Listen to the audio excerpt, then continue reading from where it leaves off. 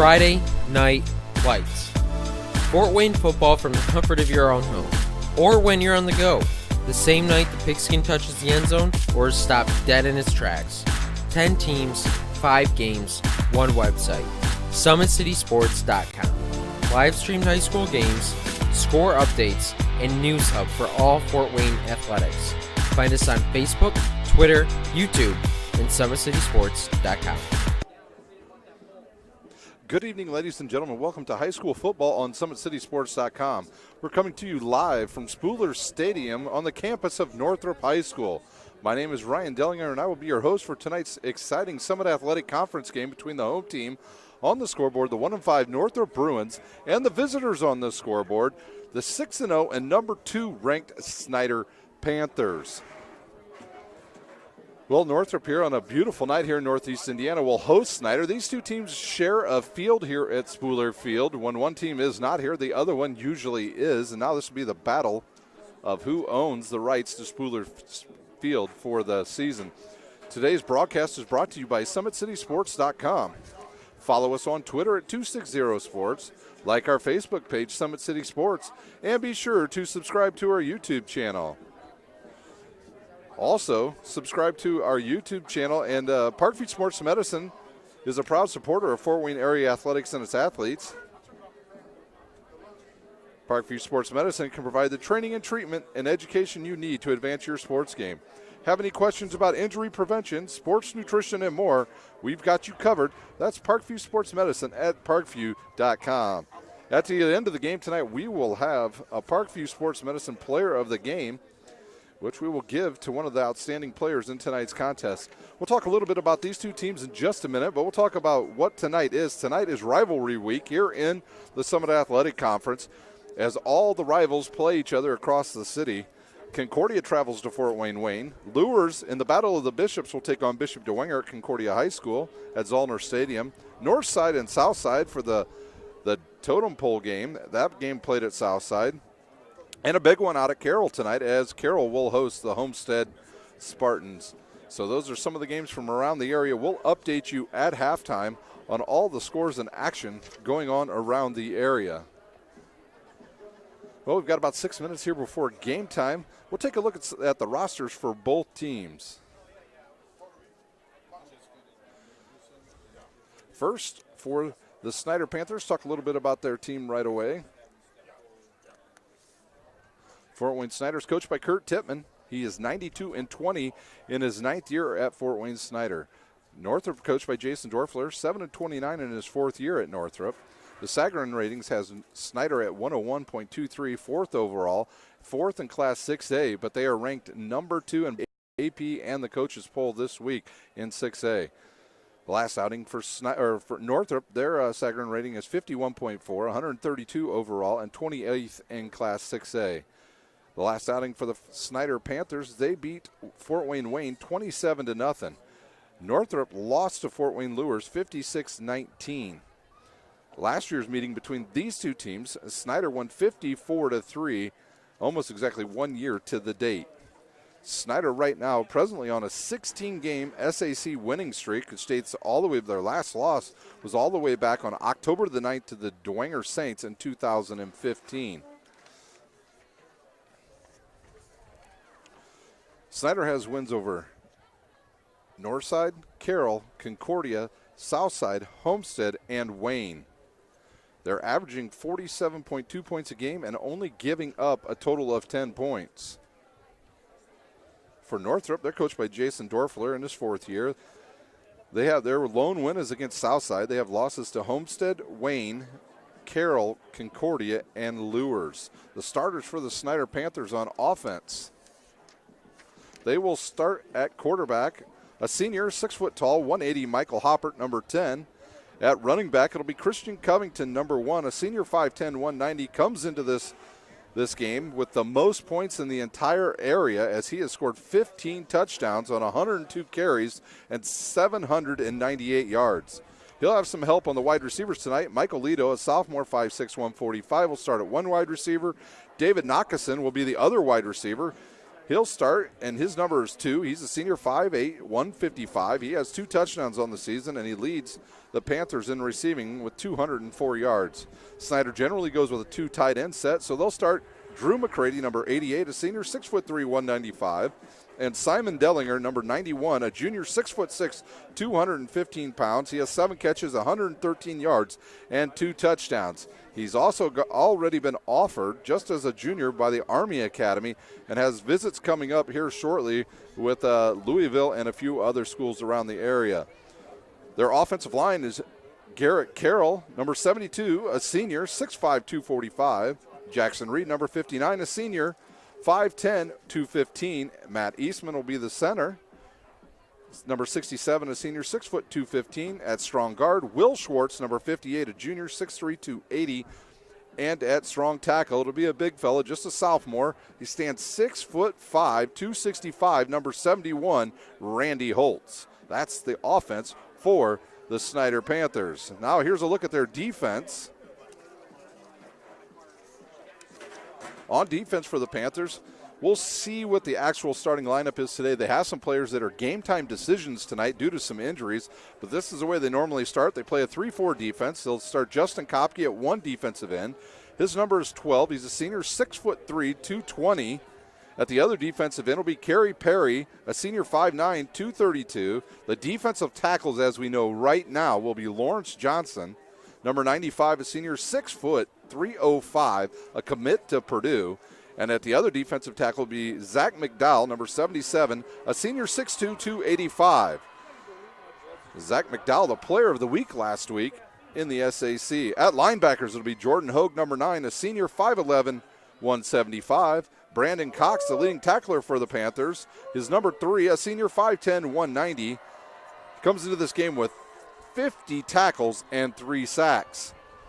At the other linebackers position will be Austin France, number 11, a senior, 6'4", 215, and he's a commit to Western Michigan.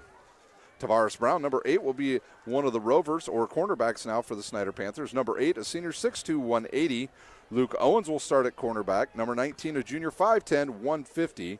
At the other cornerback position is Hunter Causey, number 21, a senior, 6', 170, and Ethan Hoover will be the free safety, a junior, 5'11", 180, and his number is 4. The starting offense for the Northrop Bruins, they'll be led today by Bailey Mirzaw, number 7, a junior, 5'11", 165, comes into this game with 5 touchdowns and 4 interceptions. Also has rushed for 123 yards on the season. He'll have a couple good running backs in the backfield. Keyshawn Edwards, 21, a senior, 5'7", 155, with 6 touchdowns and 642 yards, will be in the backfield with him. At wide receiver will be Ben Aruza, number 1, a senior, 5'11", 175, with 4 touchdowns. Davian Berry, a junior, 5'10", 155. Ty Smith, number 4, a senior, 6'3", 190. Ty Claiborne, number 80, a senior, 6'2", 180, and is a big target for Bailey Mirzaw. At left tackle, it'll be Jacob Price, number 66, a senior, 6'2", 285. At left guard will be Cam Cephas, a senior, 5'9", 305. His number will be 70. Number 68, Simon Gilbert will be the center, a junior, 6'2", 275. At right guard will be number 60, Ivan Smith, a senior, 6'2", 290. And at right tackle, Nick Price, number 70, a junior, 6'1", 210. Here's a look at the defense of the Bruins. At left tackle, or defensive end, Davian Tolbert, number 64, a senior, 6'4", 200. Defensive tackles will be Rashad Moore and Terry Washington. Rashad Moore, number 70, Terry Washington, number 59. At the other defensive end position will be number 56, Tyron Adkins, a senior, 6'2", 275. At linebacker will be Thomas Vasquez, Joe Gonzalez, and Connor Bedwell. The cornerbacks will be Ben Aruza, Ty Claiborne. At free safety, it will be Marquavius Jenkins, number 11, a junior, 5'7", 175. And the other free safety position, number 14, Cam Roach. Well, we've had the coin flip, and it looks like we are ready to go. We've got the sun directly in our face here at Spooler Stadium. And hopefully in about 20 to 30 minutes, that will be out of here. And we'll have a better view of the players for both teams. Once again, you're watching tonight's game on SummitCitySports.com. Tweet to us tonight at 260sports. Let us know where you're watching from. My name is Ryan Dellinger. I'll be your host tonight. My Twitter handle is Rhino71, RHINOO71. Tweet to us. Let us know where you're watching from. We'd love to hear from you. Jack James has teed the ball up. Northrop will receive. Hard seeing who the numbers are. The whistles have blown on a beautiful fall night here in northeast Indiana. The wind blowing out of the northwest. Here's the run up to kick, and Snider offsides on the first play of the game. Snider's Achilles heel is their penalties.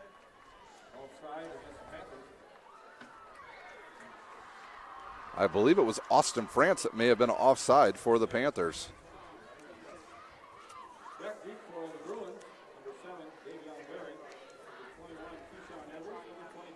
Berry and Edwards back to receive for the Northrop Bruins.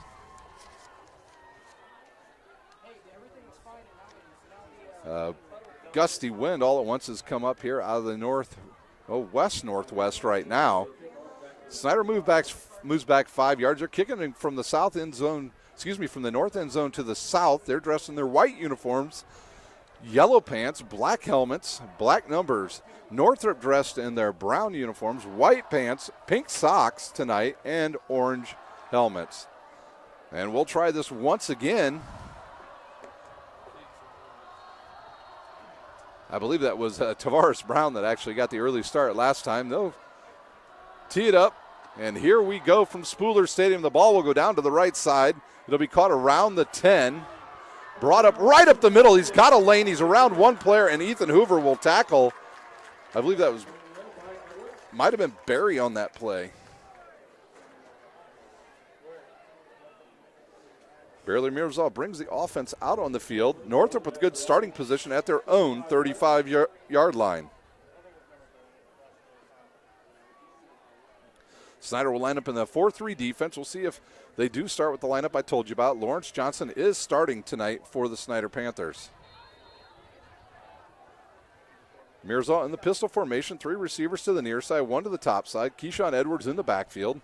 Here's the snap. The give to Edwards. No, Mirzal keeps it, and he is quickly gathered up by the Snider defensive end, Kopke.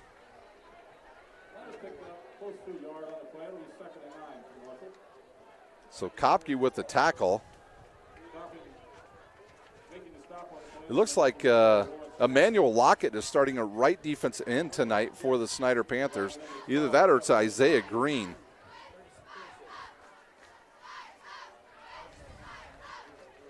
Northrop will spread out. Snider once again, trip receivers to the near side.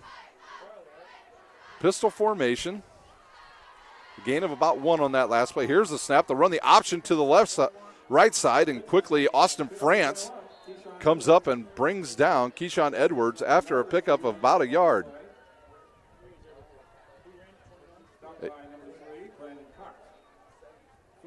Brandon Cox and Austin France in there on the tackle for the Snider Panthers. A 3rd and about 8 for the Northrop Bruins here with 10:47 left here in this first quarter. Northrop will go 2 receivers each side. Edwards behind Mirzal. Here's the snap to give right up the middle. No, it's a keep, and he throws it over the middle, finds his receiver. Little play action to number 4, Ty Smith with the catch, and that'll be a first down for the Bruins. So they go play action to Edwards right up the middle. Snider bites on it, and they drag a receiver behind the linebackers, and a good pitch and catch from Mirzal to Smith. I want to say hi to all those people watching out there all across the country, people in Georgia especially. 2 receivers each side for Northrop, 1 in the back, running back in the backfield's Edwards. They'll give it to Edwards right up the middle. He's got a lane. He breaks it to the right side, down to the 20, and he's going to be run out of bounds inside the 20-yard line at the 14 at the 14-yard line. And Northrop now inside the Parkview Sports Medicine red zone. A big hole there on the right side for Keyshawn Edwards. The line blocked to the left. He cut it back behind the line. And Northrop in business at the Snider 14. Snider last week pitched a shutout against the Wayne Generals. Northrop will go trip receivers to the top side. That'll be Barry, Aruza, and Ty Smith. Klebon to the near side. Edwards in the backfield. They'll spread Snider out. Snider shows blitz. Mirzaw keeps it, and he'll run it, and he'll be brought down by Lockett of the Snider Panthers.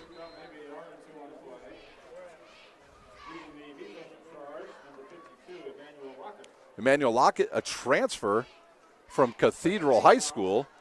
He came in a little bit out of shape to start the preseason conditioning camp and has worked his way into the starting lineup as the season has progressed.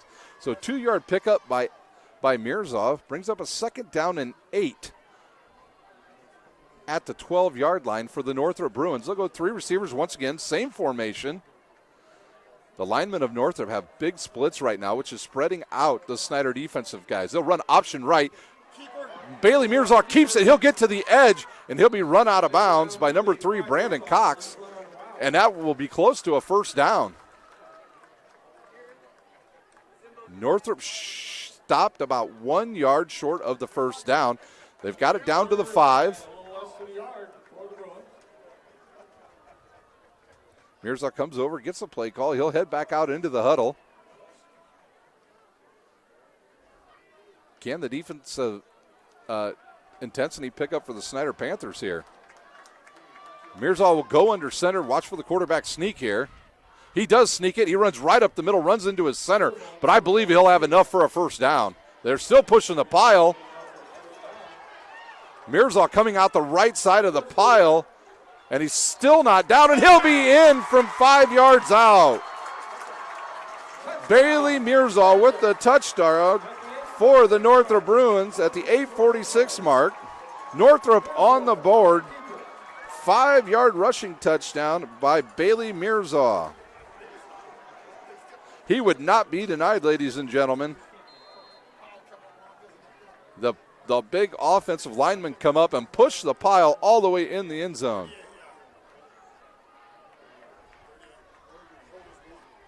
Here's the kick. It's up. Oh, it's a high kick. It's good. Northrop leads 7-0. We'll take a quick timeout here on SummitCitySports.com. You're watching live high school football from Spooler Stadium. How do you design one of the most advanced ERs in the country? At Parkview, we did it by focusing all our attention on you, the patient, by involving doctors and nurses in the design process, by creating quieter, more private spaces, and by leading the region in heart, stroke, and trauma care. This is not your typical emergency room. It's Parkview. In an emergency, isn't this where you'd rather be? Parkview, your partner in health.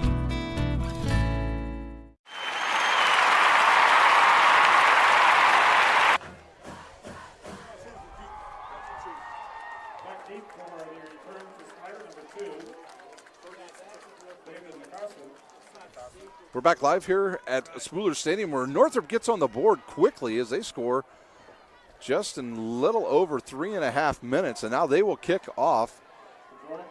Bajorek will kick off now for the Northrop Bruins. He'll kick from the south end zone towards the north where the wind is coming from. Now the wind is kind of just now starting to come straight out of the west. If I were the Panthers, I'd watch out for an onside kick right here. Here's the run up, the kick. It sails deep.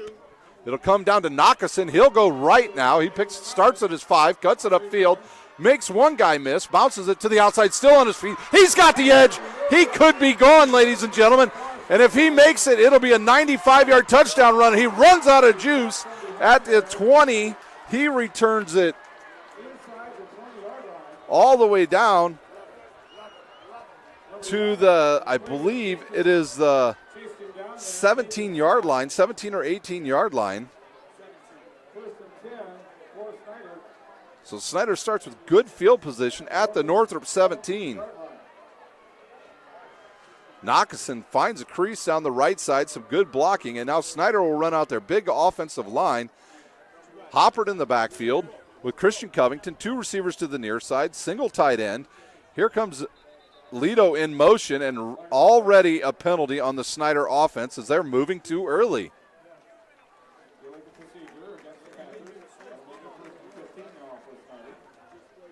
This is a part of the Snider game that has really gone awry for them in the last 3 weeks. They're averaging somewhere around 15 to 16 penalties, and most of them coming on their offense. Constantly starting 1st and 15. Now they'll go trip receivers to the near side with Covington in the backfield with Hoppert. Northrop in their 4-3 defense. Here's the snap, the quick throw to the outside to Knockison. He's got a wide open left side. He'll cut it back inside. Now he'll get around the left side. He's got one man to beat, and he'll be inside. Inside the 10, we got a flag on the play. And it looks like it'll be a hold on the Snider Panthers.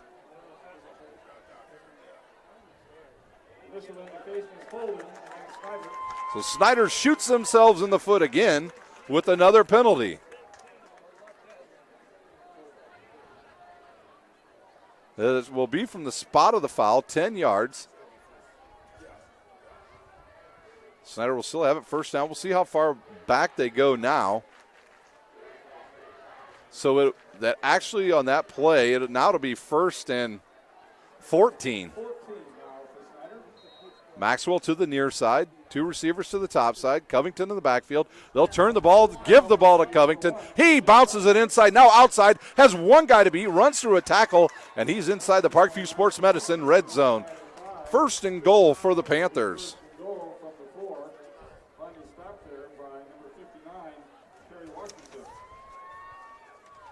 Washington on the stop for the Northrop Bruins. If he doesn't make that stop, Covington goes in the end zone, and now they'll go the big formation as Reining will come in. He'll block for Covington. He'll go into the middle, bounce it off one guy, and he will score from 4 yards out.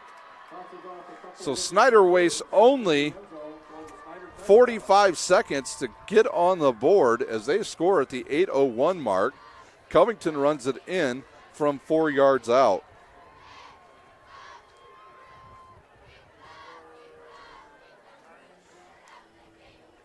Kicking will be Jack James. Holding will be Drew McCready. And Simon Dellinger will be the long snapper for the Snider Panthers.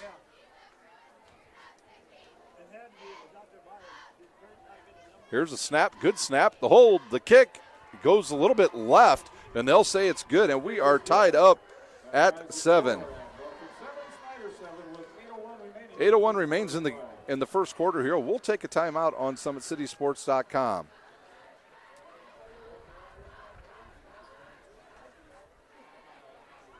It's more than winning state championships and titles. It's more than challenging your cross-city rivals. FWCS Athletics brings out the best in students, giving them confidence, discipline, and a will to persevere. See how we compete and see what we do at FortWayneSchools.org.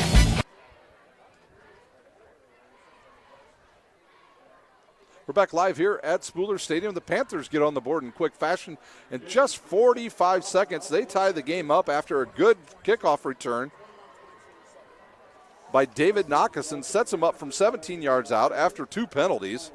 The Panthers finally figure it out and get the ball in the end zone. Jack James will kick off again. The wind now just straight blowing out of the west. These two teams share the stadium during the season, but the field in excellent condition. Nice and green. The numbers are white painted with pink in the middle of them. Here's the run up. The boot comes down. Oh, it's deflected and now goes into the end zone, and that's a touchback. Touchback. Northrop will start at their own 20-yard line. Once again, you're watching today's game on SummitCitySports.com. Tweet to us. Let us know where you're watching from. You can tweet to us at 260sports, or you can tweet to me at Rhino, that's RHINOO71, and let us know where you're watching from. We'd love to hear from you. We've had people from Georgia. We've had people from all over the Midwest. We've had people from Australia. So international and here in the United States. Northrop will line up once again. Trip receivers to the top side. Edwards in the backfield. Klebon down here and right in front of us. Single coverage by the Panthers. They'll stack the box, run the option. A nice play by, there's a fumble on the play. And the Snider Panthers may have the ball.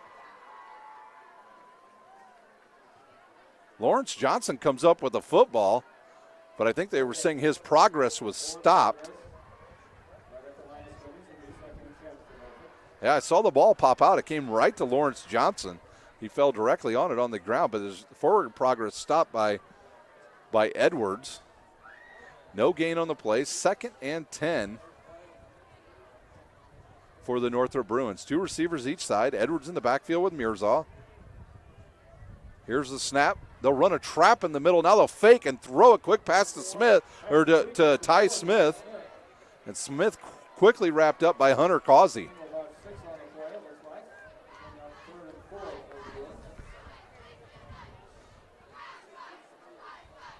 Smith gets up limping a little bit after that play as he was hit right in the kneecaps by Hunter Causey. So another play action leads to a 6-yard gain for Bruins. So Bailey Mirza early on target. Now Northrop can pretty much run anything they want to on this short down situation. 3rd and 4 from their own 26-yard line. Oh, and there's a jump by the right tackle, number 74. Gets going just a little bit too early.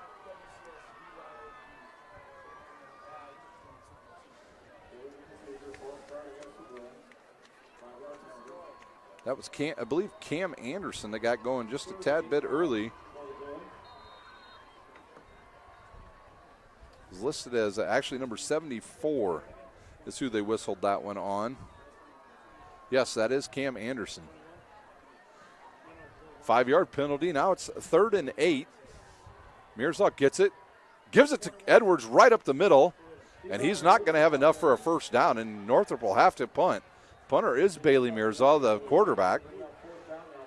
He's punted 16 times for 145 yards. His average is 34 yards, and his long this season is 55. He will be kicking into a crosswind. Back to receive for the Panthers, Derricks and Ethan Hoover.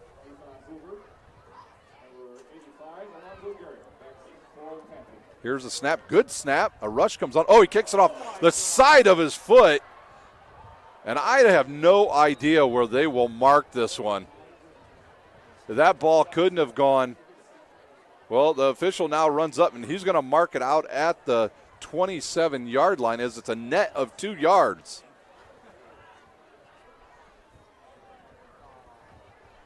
So Snider will start in Northrop territory once again.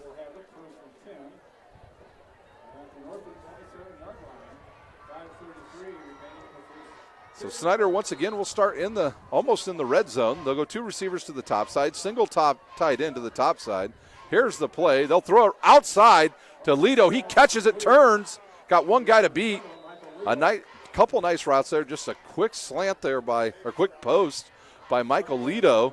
He had Simon Dellinger running an arrow route wide open as Lido limps off as he gets twisted up at the end of that tackle.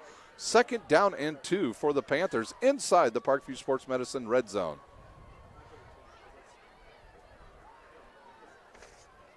For the Panthers, Merriweather checks in and replaces Lido. Some confusion here right now, trying to get the play call right. Hopper now barks out the calls. He knows what he wants to do here. Here comes Nockeson in motion. They'll give it to him on the jet sweep. He's got one guy to beat. He'll break around the left side if he stays about. He went out of bounds at about the 8-yard line. Once again, Snider now will bring the big package in once again as they bring in another tight end. McCready will come in along with Bryson Reinig. The ball spotted at the 7 for the Snider Panthers. Hopper under center. Northrop brings more guys up on the line. Here's the give to Covington. He'll break around the outside, and he will score from 7 yards out. So Covington with his 17th touchdown on the season for the Snider Panthers. and they strike quickly. Just a little under 3.5 minutes. They strike again after a bad punt by Bailey Mirza. Dellinger will be the snapper. The holder will be Drew McCready, and the kicker will be Jack James. Jack James actually showed he was a little human last week. He missed a field goal and an extra point. Here's the snap. Good snap. The hold. The kick. It's good. And Snider leads 14-7 over the Northrop Bruins. We'll take a quick timeout. You're watching live high school football on SummitCitySports.com. There's Ryan looking to center into the slot to Esther, but broken up by Scott. He shoots, hit, scores! Now the sticks are up. And now this is bad news. Everyone going at it down here in the corner. Fort Wayne Hockey. McClung with the deke. 6 teams. Bone cutter to Ryan Freeby with the shot from the point. He scores! Live stream games new this season. Follow us on Facebook, Twitter, YouTube, and SummitCitySports.com. The sun sets to the west here at Spooler Stadium. We can now see everybody on the field here from the press box. The announcer's sitting right next to me, and he's shaking his head in agreement, and now we can actually see who's playing on the field, thanks to our spotters who have helped us out early here at Spooler Stadium. Well, next week, ladies and gentlemen, here on SummitCitySports.com, we will have sectional soccer for you from all around the area, as the state tournament will begin next week for high school soccer here in Indiana. Here's the run-up by Jack James. He'll take a big boot at it, kicks it to the left, right down the middle, kicks a bomb right down the middle, and Northrop will start at their own 20 once again. Also on Wednesday nights, we will have live high school hockey coming to you live from Canlan Ice Arena every Wednesday at 5 and around 7 o'clock, our doubleheader night from Canlan. Baylor Mirza will get the play. He's coming out into the huddle now. The play clock down to about 18 seconds. Mirza on the season, 38 of 62, 468 yards, 5 touchdowns, and 9 interceptions. His QBR right now stands at 84. It's getting better because he is 2 for 2 tonight. Trip receivers to the near side. And now we got a delay of game on Northrop. That'll move him back 5 yards. 1st and 15 at the 15 now for the Northrop Bruins.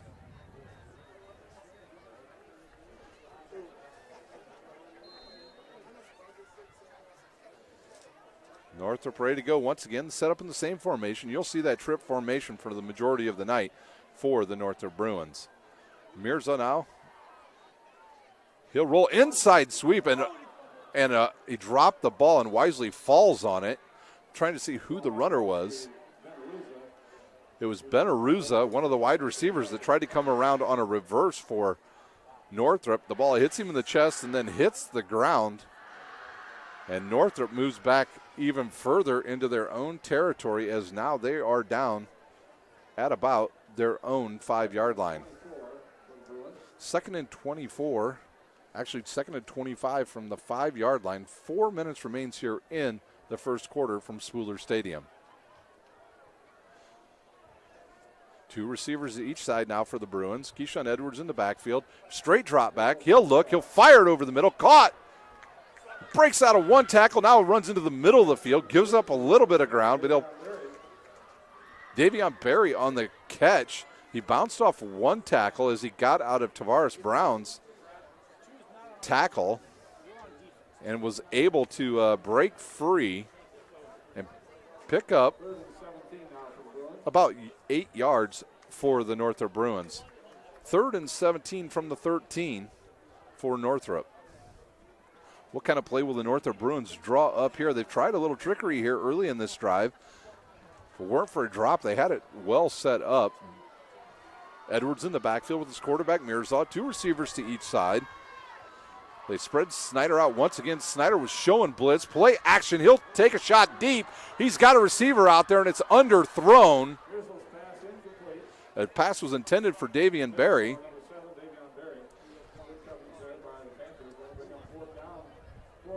On the coverage for the Panthers was Tavares Brown and Ethan Hoover. Back to punt will be Bailey Mirza. He'd like to have one a little better than his last one that netted a whole 2 yards. 3 minutes remains here in the first quarter from Spooler Stadium. What a difference 1 week makes. Last week it was nearly 90 degrees. Here's a high snap. The rush is on. He kicks it, and it goes off the side of his foot again. Gets super high height and takes a right-handed bounce and goes out at about the 27 again. We'll see where they mark it. And it looks like they're going to mark this ball at the 26 of Northrop. Snider now has started 3 drives at Northrop 17, the 27, and now the 26. Snider had too many guys in the huddle here. Some confusion on who should be on the field for the Panthers. Looks like they're missing 1 wide receiver. And it looks like Snider will have to burn a timeout here as Merriweather wasn't ready to get on the field for the Panthers. So we've got a timeout at 2:51 in the first quarter. We'll take a timeout. You're watching live high school football on SummitCitySports.com. How do you design one of the most advanced ERs in the country?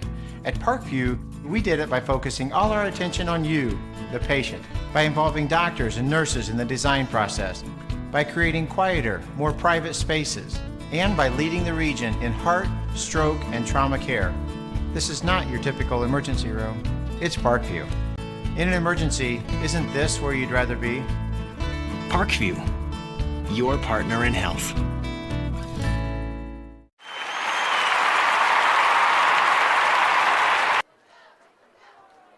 Well, Snider gets the right package out on the field now, and they are ready to go. Here's the snap, the fake to Lockett. They'll look. He finds a wide open Simon Dellinger who turns upfield, runs right into a defensive back, number 21. And he runs into number 21 on the stop for the Northrop Bruins. Keyshawn Edwards, the running back, out there playing defense. Snider quickly up to the line, inside the Parkview Sports Medicine red zone. Lockett has it, and the ball's on the nose. That was a fake. The ball hits the ground. Northrop thinks they have the ball, but the officials whistled it down as they went play action again to Anias Lockett, and Hopper kept it. And I think number 81 for Northrop, Andrew Sims, in there to cause that fumble. So Snider moves back 5-6 yards. 2nd and 16 now from the Northrop 18. They'll go 2 receivers to each side. 1 tight end. Hopper will be all alone in the backfield. New formation for the Panthers. Haven't seen this one much this year. He'll look, fire to the outside to Hopper. Overthrows him.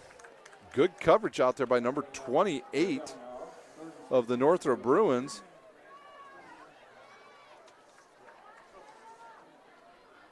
#28 is Caleb Martinez. Snider now 3rd and long, 3rd and 16 from the 18. I know what the old Snider coaches are saying up here in the booth. Mr. Hopper, your tight end is wide open on every single play. A good throw over the middle to I believe that was David Knockison. He rolls to his left. And now it will be close to a first down. They'll mark him a yard short, so Snider will bring in the big package again. Reinig comes in. Reinig, both of the last 2 drives, has just blown open that whole right side. We'll see if Snider goes with the same play they've ran twice to the right side, which they call the blast play. 4th and 1 inside the 5. Here's the snap. The give to Lockett. He's got some room to run, and he will run it in from 4 yards out. So Lockett from 4 yards out gives Snider a 20-7 lead.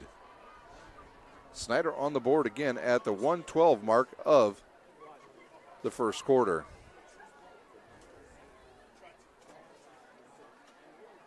James in to kick once again.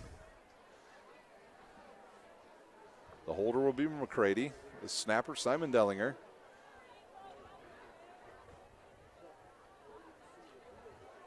Here's a snap. Good snap. Good. Ooh, almost blocked by Northrop. But the ball will sail through the uprights. Snider leads 21-7 over Northrop. We will take a quick timeout. You're watching live high school football on SummitCitySports.com. Beautiful baby, you're sweeter than strawberry pie. Just like the morning, your smile brings the sunshine. The Parkview Family Birthing Centers, with everything you need for baby, plus birth planners, expert physicians, midwives, and more for you. I'm a Parkview mom. You can be too. Learn more at parkviewmom.com.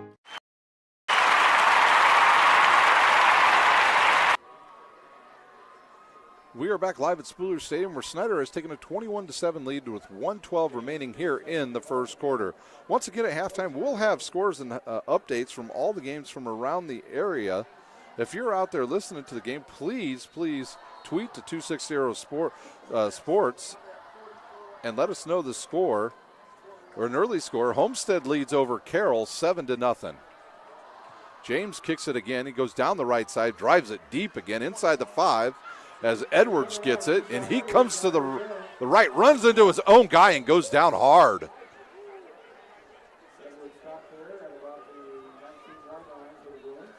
Seeing who, number 6 on the tackle for the Snider Panthers. Cameron Trotter, the running back, with the tackle for the Snider Panthers. Northrop will start at their own 19-yard line.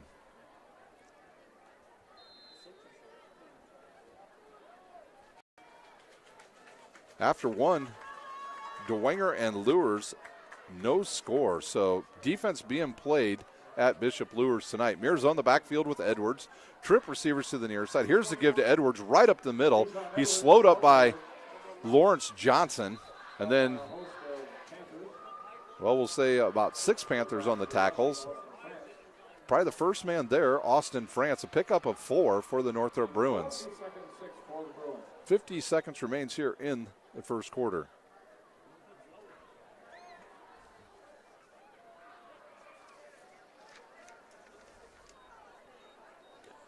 Northrop in no hurry here. Snider will stay in their 4-3 defense. The offensive line not doing too bad of a job for Northrop thus far. They've had a good push, especially in the first drive, where they went right down the field and scored a touchdown on Snider. Bailey Mirza was on target has been on target on every single one of his passes. 17 seconds, 11 on the play clock. Here's the snap. Mirza keeps it, goes through the right side, and he'll almost have enough for a first down. I think they will give him enough for a first down.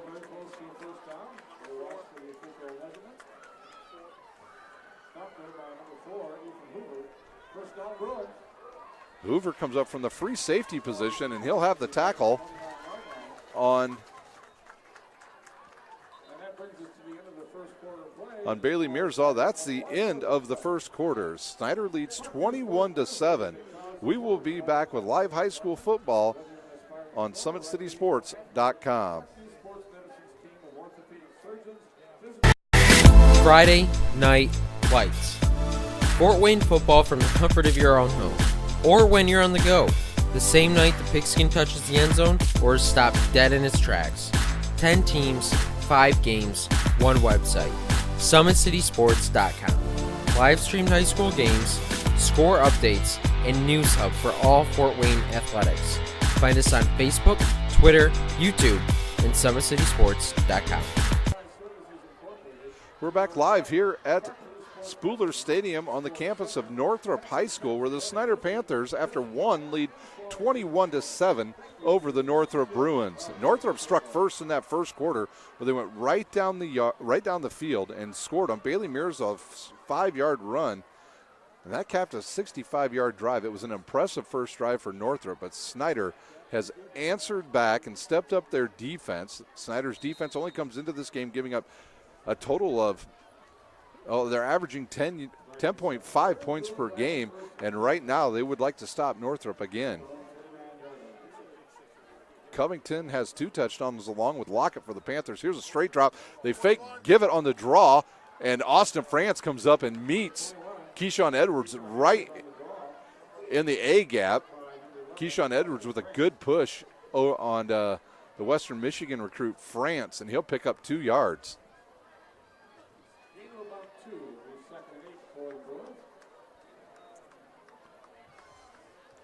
Yeah, the offensive line doing a really nice job for Northrop right now. They've been able to get a good push. Bailey Mirzaw's had a lot of time to throw the ball anytime he wants to. And another nice thing you see Northrop doing is they're going with play action, which is freezing the linebackers of the Snider Panthers. Trip receivers to the near side. Here's a give to Keyshawn Edwards. He spins and picks up about another 3 or 4 yards for the Bruins. And a manageable 3rd down and about 3 for the Bruins. They'll be we'll say 3rd and 2 from about their own 37-yard line is Northrop.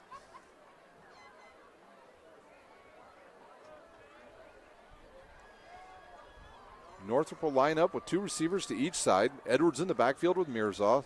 Snider with 4 down linemen, 2 linebackers, 5 defensive backs.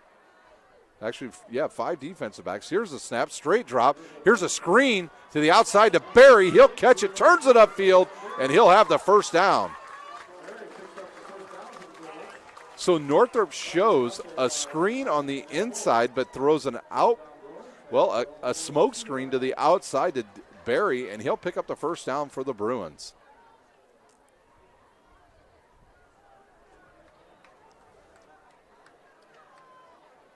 Baylor Mules are on target here in the 1st half.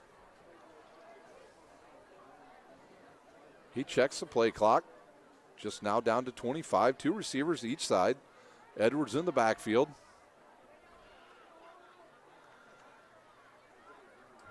A long count here for Northrop. Good to give to Edwards. He busts through the line, and he is stopped there by Luke Owens on the tackle for the Snider Panthers.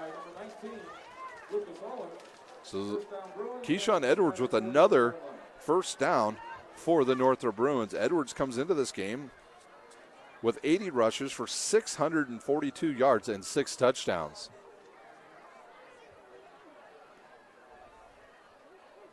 So Northrop now will go again with the 2 receivers each side. They've got the linebackers playing fairly deep now for the Snider Panthers. They're off the ball about 5 to 6 yards. Here's a snap. The give to Edwards again right up the middle, and he's driven down after about a 3-yard pickup.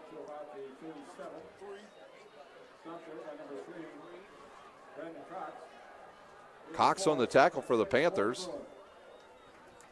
Tavares Brown will check into the game now for the Panthers on defense. See if Snider makes a little bit of adjustment and moves some of them linebackers up just a little bit. They're playing pretty far off the ball right now. As now you see Austin France, he'll move up a little bit closer to the ball. Still 5, now he will move up, the middle linebacker. He's kind of a spy right now on Keyshawn Edwards of the Northrop Bruins. Northrop in Snider territory for the 2nd time tonight. Here's the snap. The fake and a quarterback keeper by Mirzaw, and he'll have enough for the 1st down. McDowell on the tackle for the Snider Panthers.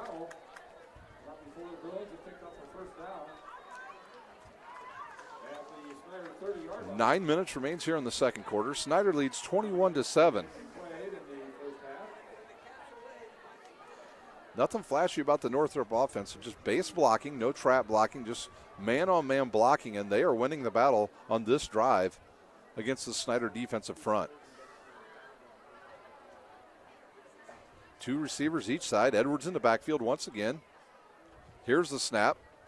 The give to Keyshawn Edwards, and he's met right away by Lawrence Johnson, the Purdue commit. About a 1-yard pickup there by Keyshawn Edwards, and now it'll be, they'll give him 4 yards on that play. 2nd and 6 now for the Northrop Bruins. It's one of the ways you can has some success against Snider is by spreading them out, and you have to win the one-on-one battles.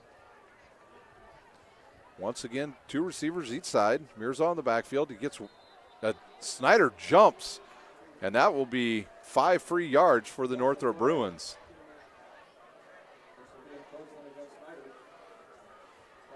We've seen at times this year where the guys have jumped into the neutral zone and gone back, and they've not called it. And now out will go number 65 for the Panthers.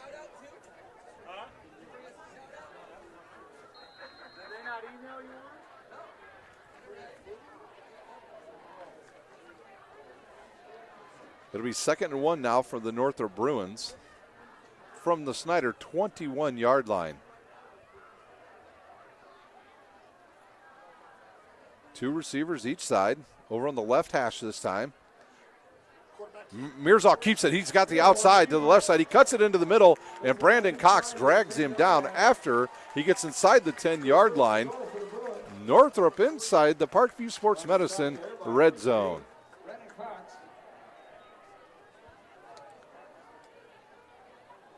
The ball now at the 8-yard line of the Snider Panthers. Northrop with an impressive drive here as they have owned the line of scrimmage. They'll really spread Snider out now. Snider has her only one linebacker in the middle as Edwards will back up to the line, and he's dragged down. A host of Panthers that time. Brandon Cox, one of them.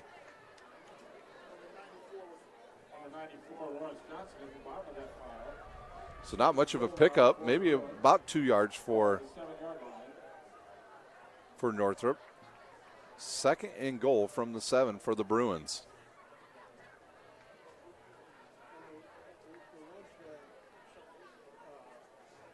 Edwards was stopped quickly on that play in the backfield, but he's strong enough to spin and pick up a couple yards. I thought Mirza was going to keep the ball there. Once again, Snider setting up the same way, just one linebacker in the middle. Here's the run right up the middle. Is Keyshawn Edwards, and he's inside the 5, down to about the 4. Austin France on the tackle. 3rd and goal from the 4 for the Northrop Bruins. Definitely 4-down territory for the Northrop Bruins. If they have had the ball the entire second quarter here. They've had the ball for over 7 minutes now as they started the last drive at the 1:12 mark of the first quarter, and the clock down to 5:50 here in the second quarter. 3rd and goal. Edwards now flanks Mirza to the left. 3 receivers to the top side. Snider kind of overloads the left. Here's the snap. Mirza straight drive. He'll score from 4 yards out. Bailey Mirza from 4 yards out gives Northrop another touchdown. That was an 81-yard drive for the Northrop Bruins. That touchdown comes at the 5:32 mark of the second quarter.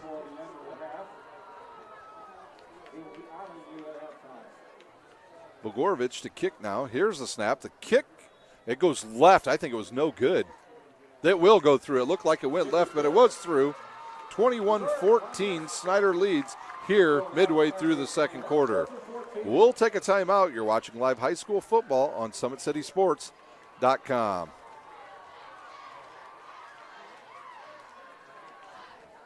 There's Ryan looking to center into the slot to Esther, but broken up by Scott.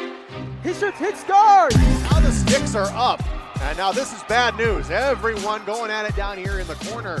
Fort Wayne Hockey. McClung with the deke. 6 teams. Bone cutter to Ryan Freeby with the shot from the point. He scores! Live stream games new this season. Follow us on Facebook, Twitter, YouTube, and SummitCitySports.com. Today's broadcast is brought to you by SummitCitySports.com. Follow us on Twitter at 260sports. Like our Facebook page, Summit City Sports, and be sure to subscribe to our YouTube channel. Parkview Sports Medicine is a proud supporter of Fort Wayne area athletics and its athletes. Parkview Sports Medicine can provide the training, treatment, and education you need to advance your sports game. Have any questions about injury prevention, sports nutrition, and more? We've got you covered. That's Parkview Sports Medicine at parkview.com. Here's the kickoff by Northrop. The run up, the boot. It's going to sail long and down to Knoxon on the left side. He'll catch it, stay on that left side. He's run towards the sideline, stays in bounds, still on his feet, and then thrown out of bounds around the 30-yard line. So for the first time tonight, the Snider Panthers will start inside their own territory at their own. Well, we'll see where they mark it here. They are going to mark it right at the 30. Snider will line up once again in the pistol formation. 2 tight ends to the right, 2 receivers to the left, to the top side. Here's the snap, the fake, the quick throw to the outside, a screen, and then a fumble on the play picked up by Snider.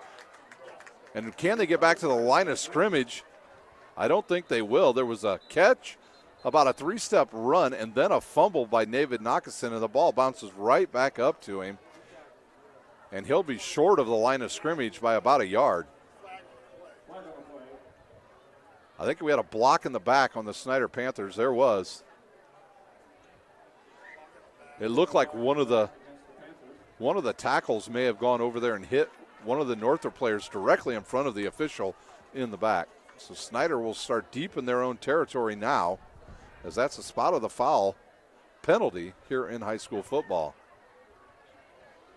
That was a different play for the Snider Panthers. They have not shown that play at all this season.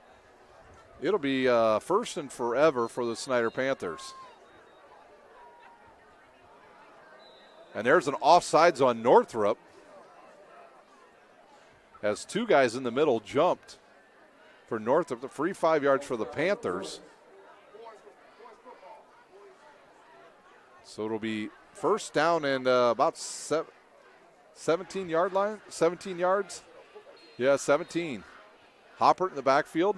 He'll turn, give the ball to his big running back, Covington. He's got a wide open lane down the left side. He turns down the right, and he'll have almost enough for the first down. He runs out of bounds.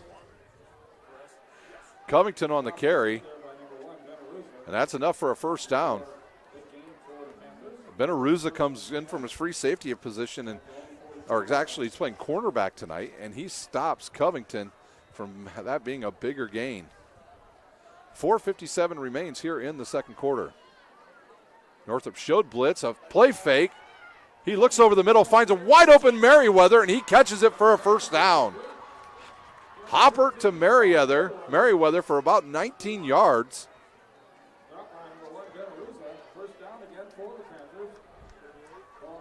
So slant to Merriweather on the play fake, and Snider inside Northrop territory. Here's the snap. They'll look outside to Knoxon again. He'll turn upfield, and he'll be close to a first down.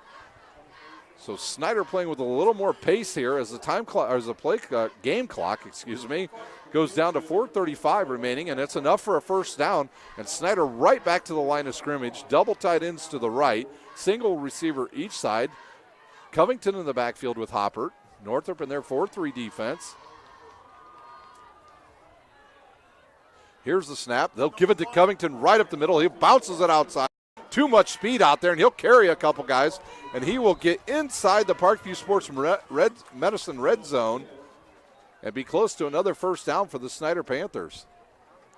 2nd and 1 from the 19. Merriweather and Maxwell to the right side, double tight ends to the left. Hopper will turn, fake it. He'll look deep. He's got a wide open receiver, and he underthrows Simon Dellinger, but he catches it at the 1-yard line. So Simon Dellinger goes down on his knees and catches the ball. If he throws that in the air, it's an easy touchdown to the big guy. 1st and goal from the 1. Here's Hopper. He'll just give it to Covington. He's got a wide open lane, and he will have his 3rd touchdown of the night. So Covington with his third touchdown from 1 yard out. Snider with another touchdown at the 3:53 mark here of the second quarter. So Snider answers Northrop's drive with one of their own. They go 70 yards and score a touchdown, and they lead 27-14. Dellinger to snap, McCready to hold, and Jack James to kick. Here's the snap, high snap, good catch. Puts it down, and the kick is up and good. 28-14, the Panthers lead. We will take a timeout here from Spooler Stadium. You're watching live high school football on SummitCitySports.com. Friday Night Lights.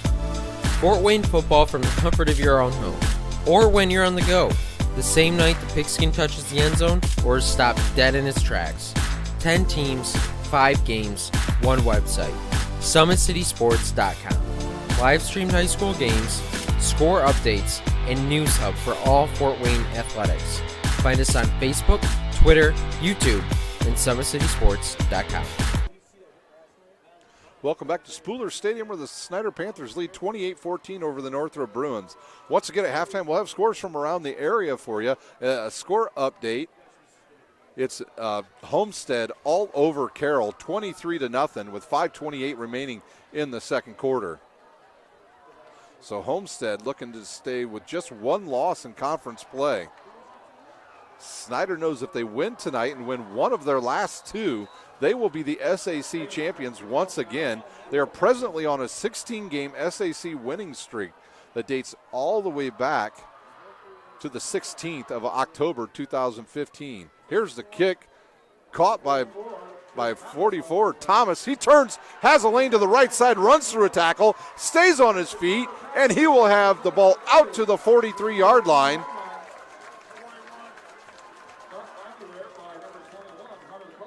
Causey for Snider stops a touchdown run by Harris of the Northrop Bruins. Now how fast will Northrop go? The clock is at 3:43. They start with good field position. We'll actually say they're at their own 42. 2 receivers each side. Keyshawn Edwards in the backfield with Mirza. Here's the give. And right there, right away, is the Snider Panthers. See who that is. Zach McDowell on the tackle as Edwards tries to run right up the middle. McDowell beats the Northrop offensive line and quickly brings down Keyshawn Edwards. No gain for Northrop. 3:24 remains here in the second period. 2 receivers each side, Aruza and Barry right in front of us. Klebon and Smith to the top side for Northrop. Mears on the backfield with Edwards. He'll fake, play action, he'll look, almost drops the ball, and then and right there is the big fella, Kopke. He reaches out with those long arms and gets a piece of the jersey of Barely Mirza, but Mirza drags him for about 3 yards and picks up 3 yards on that play. 3rd and 7 for the Northrop Bruins. The ball spotted just inside their own 45-yard line.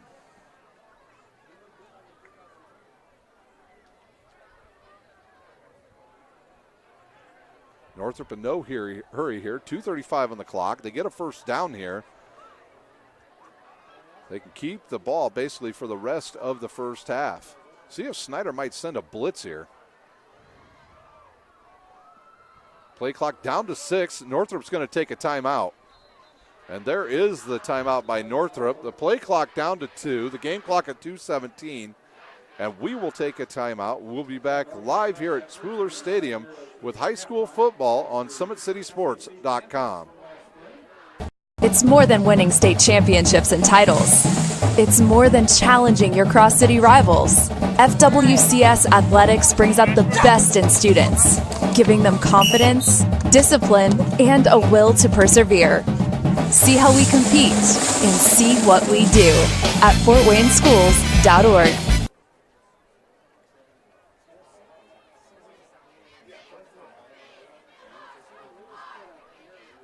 How do you design one of the most advanced ERs in the country? At Parkview, we did it by focusing all our attention on you, the patient, by involving doctors and nurses in the design process, by creating quieter, more private spaces, and by leading the region in hard. We're back out of the timeout quickly here on Summit City Sports. Down a long 3rd and 7 now for the Northrop Bruins at their own 45. Mears on the backfield with Keyshawn Edwards, 2 receivers to each side. Straight drop back, 5-step drop. He'll look, he'll roll to the left. He fires downfield, got an open receiver and overthrows him. And they'll call pass interference on Ethan Hoover. The intended receiver was for number Kleiben was the intended receiver. Ethan Hoover grabs his back of his jersey. Bailey Mirza barely got that ball off before he crossed the line of scrimmage, but a 15-yard penalty on the Snider Panthers will keep the ball with Northrop.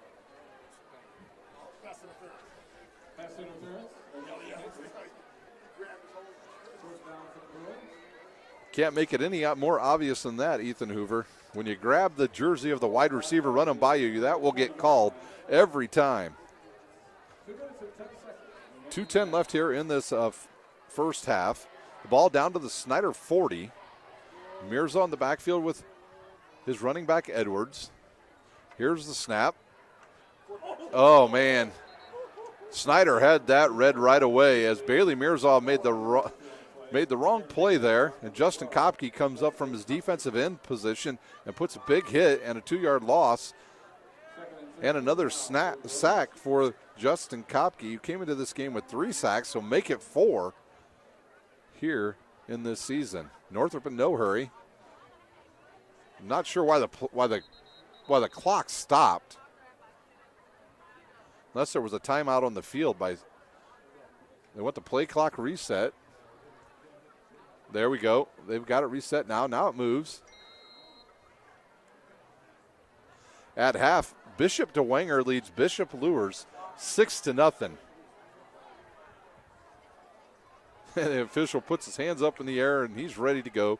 Northrop with trip receivers to the near side. Barry here in front of us. Low snap. Give to Edwards. He'll run it up the middle. And you see if Snider uses one of their timeouts here. They elect not to. The ball back down to the original line of scrimmage. 3rd and 10 for the Northrop Bruins. Snider knows that if they can come up with a stop here, they get the ball to start the second half. Mirza runs back into the huddle. Mirza, a very good baseball player as well for the Bruins baseball team. Edwards behind him. They'll go trip. Nope. Now he'll switch it. 2 receivers to each side. Ty Smith in front of us with Barry. Aruza and Klebon at the top. Northrop, a lot of confusion here, and they will use a timeout. 47 seconds remaining here in the first half. Snider leads 28-14. You're watching live high school football from Spooler Stadium on SummitCitySports.com. It's more than winning state championships and titles. It's more than challenging your cross-city rivals. FWCS Athletics brings out the best in students, giving them confidence, discipline, and a will to persevere. See how we compete and see what we do at FortWayneSchools.org.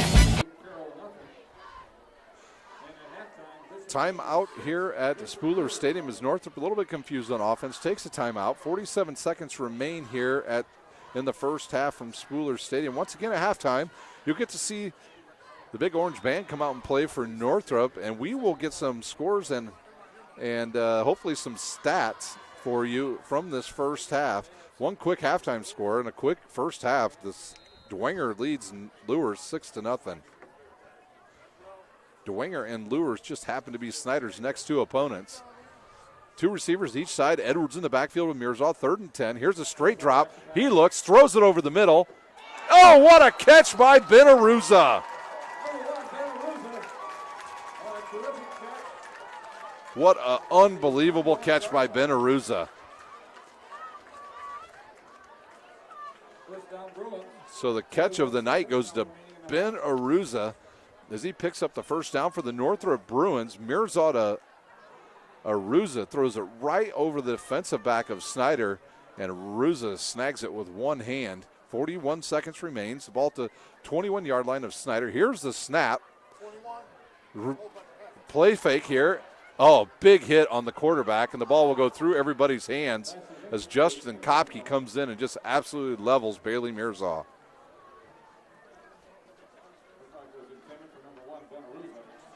He was looking for Aruza again, but just did not have enough time.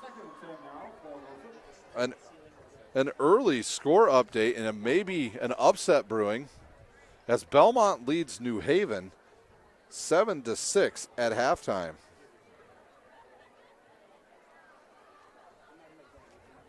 Leo leads at halftime 7-6 over Huntington North, so some low scoring first halves from all around the area. Here's the snap, straight drop, quick throw to the Barry, but there's two big guys for the Panthers. Lawrence Johnson and Brandon Cox have seen that play before, and that goes nowhere for the Bruins. See another timeout on the field by the Bruins.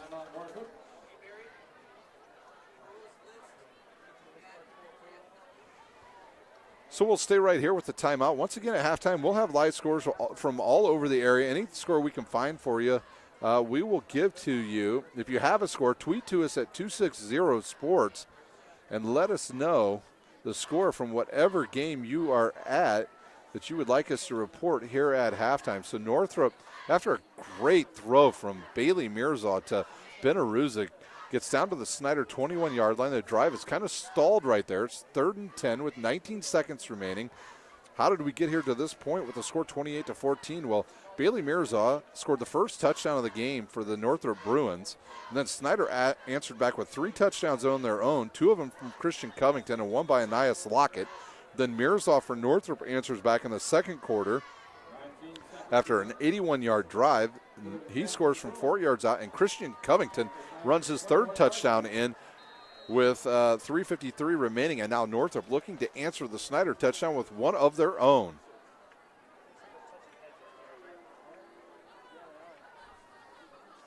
Here's the snap. He'll roll to his right. A couple players looking for a hold, and the ball underthrown. He had an open receiver. Klybon was open. Klybon on the intended receiver. 4th down now. Will Northrop go for it with 14 seconds? And some of the Snider coaches wanting a hold as we saw one of the Snider players go to the ground right after the snap of the ball.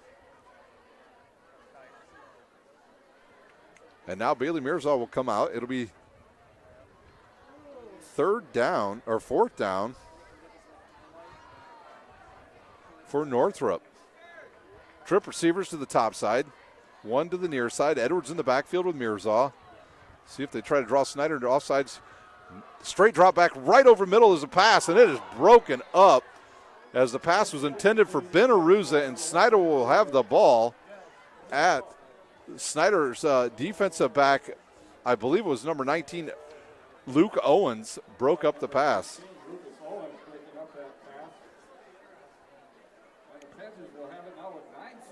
So 9 seconds remain. Snider will start at their own 21-yard line.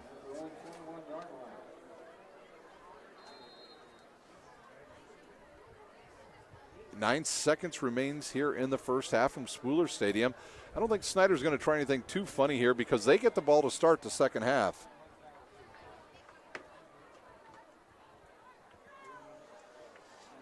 Snider will just line up in the victory formation. They'll down it, and that will do it for the first half here at Spooler Stadium. And time runs out in the first half. The score, Snider 28, Northrop 14. So we go to half. The score 28-14, the Snider Panthers. We'll take a timeout. We will come back and have the Northrop Marching Band. In just a few moments, we're going to be honoring the SAC track champions from last spring. Northrop boys and Northrop girls winning that championship. And we'll take just a couple of minutes and honor them. Following that, the band will make their performance. How do you design one of the most advanced ERs in the country? At Parkview, we did it by focusing all our attention on you, the patient, by involving doctors and nurses in the design process, by creating quieter, more private spaces, and by leading the region in heart, stroke, and trauma care. This is not your typical emergency room. It's Parkview. In an emergency, isn't this where you'd rather be? Parkview, your partner in health.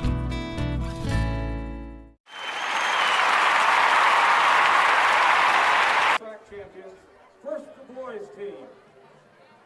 These were your competitors.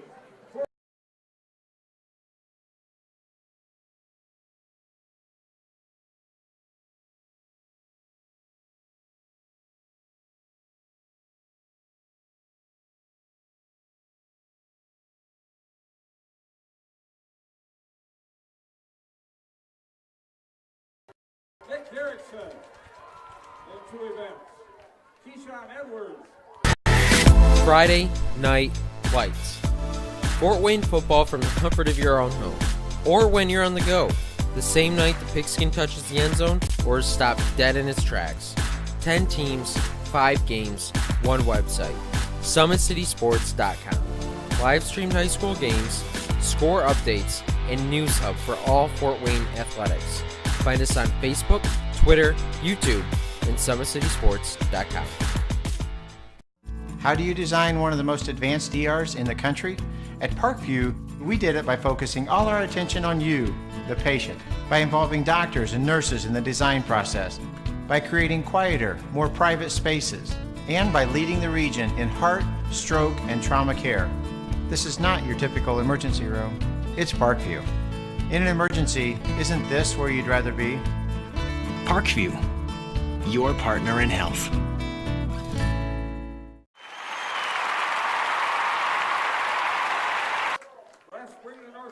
Well, we're back here at Northrop Spooler Stadium as we're waiting for the band to come out on the field. They're honoring the cross-country teams here at Northrop tonight as they had an outstanding season last year, and they are looking good this season and ready to repeat. Once again, next week here on SummitCitySports.com, we'll have live sectional soccer from all over the area. I think I'll be up at Warsaw next week calling games up there, which is an intriguing sectional, to say the least. And then next Wednesday, we have for you live high school hockey coming to you live from Camlin Ice Arena at the Camlin Ice Arena, as we have doubleheader action there every Wednesday night at 5 and 7 o'clock. Next Friday, we'll have all the Summit Athletic Conference football games once again for you. These Snider and Northrop next week, they will be, I believe, Snider will be at home. Northrop will be on the road next week. The Northrop band getting ready to play here, and we will have that for you as soon as they start. Ladies and gentlemen, tonight the Big Orange Pride. The Big Orange Pride ready to go here for the Northrop Bruins. And Endeavor and Ascension, composed by Don Barrett. The Big Orange Pride staff includes Kelsey Holtzhausen, Haley Vanderweel, Robert Cortez, Dean Speckens, Dylan Inn, Taylor Gunneman, Chris Markowski, Bruce Snider, and Nick Orman. The staff assistant is Dawn Schneider. The director of the Big Orange Pride, Mr. Rob Wilson, and the assistant, Mr. Dean Speckens. The Northrop Big Orange Pride guard captains are Haley Sarazine and Caitlin Wilchel. The band is under the field command of drum majors Stephanie Distica and Jennifer Wright. Now, ladies and gentlemen, sit back and enjoy the sights and sounds of the 2017 Big Orange Pride.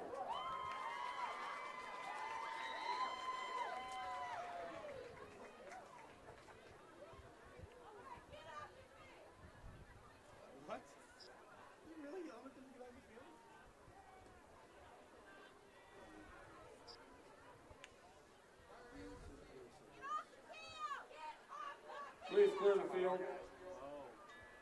Please clear the field.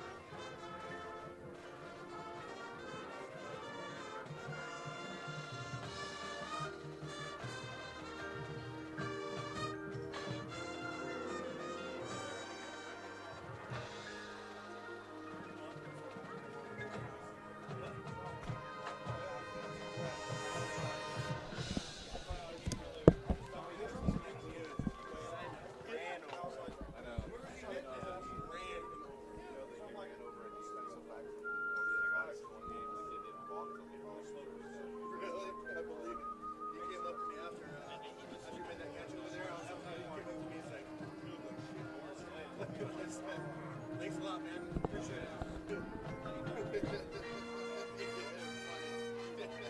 We gotta go to Louisville tomorrow. Are you? Got a good visit in Western. Did he? For baseball. And what they say? They all they wanted to do is pitch. One of the pitch and that's it. Yeah. Yeah, he said they'd like an offer. It's not this year, they'll wait till next year, but it sounded like they were gonna offer him already. He's like, oh, okay, sign it. Yeah. Excited about it. I mean, they know that. They don't even know football. There's no reason to offer him now. What you do offer him now, and you offer him, you might not be getting it.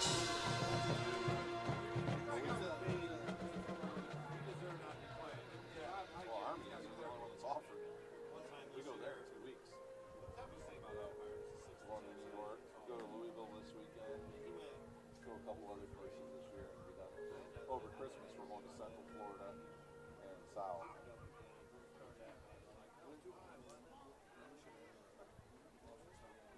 Probably around 7 on 7 season. Well, he's going to Buckeye football camp, and he's going to Chicago Showcase or whatever it is. What's it been saying?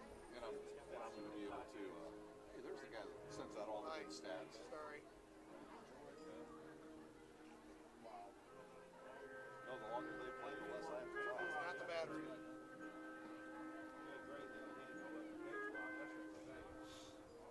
Sheldon called me today. We had a really good talk. Did you? Yeah. It's like, when are you ready to get started? I said, I've been waiting for you. Really? Yeah. Fields. Well, Elmer's ready to go. Foreign community went and did a whole bunch of work in the field. Got it all back in good condition. Redid all the warning tracks. Painted too, didn't they? Yeah, they did a nice job. They painted early summer. Yeah.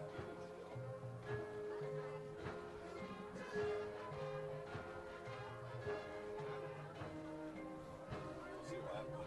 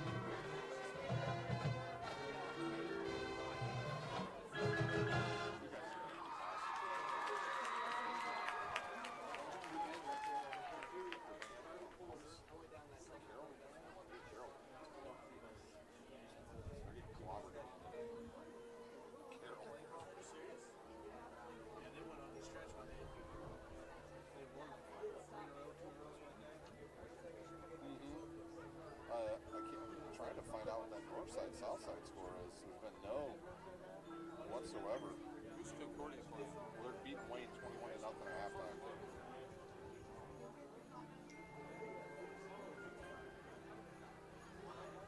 Carroll's lights went out. Carroll's lights went out? Yeah, it's 30-7 at halftime. The lights went out. Yeah. We got to pay the bills. Yeah. Northwest now, let's go. Pay the bills.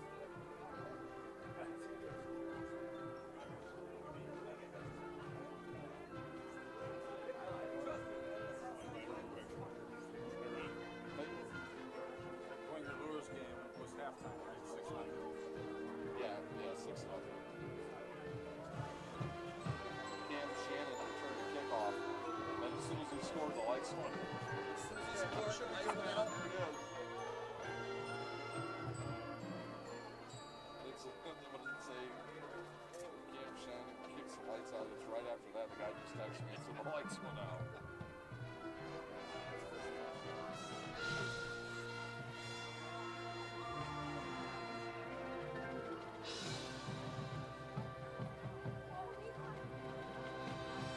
Good. Didn't beat at halftime. By Belmont. 7-0. This is great.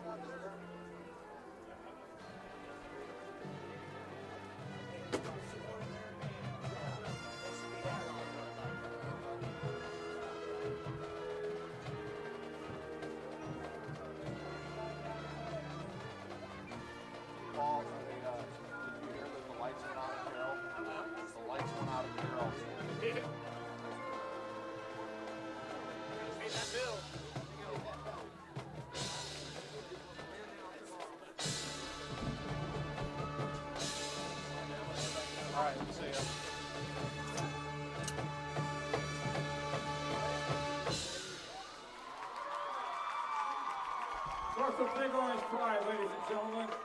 Great job.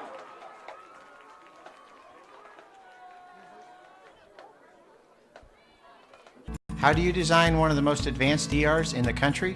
At Parkview, we did it by focusing all our attention on you, the patient, by involving doctors and nurses in the design process, by creating quieter, more private spaces, and by leading the region in heart, stroke, and trauma care.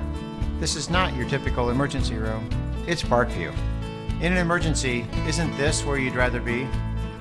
Parkview, your partner in health.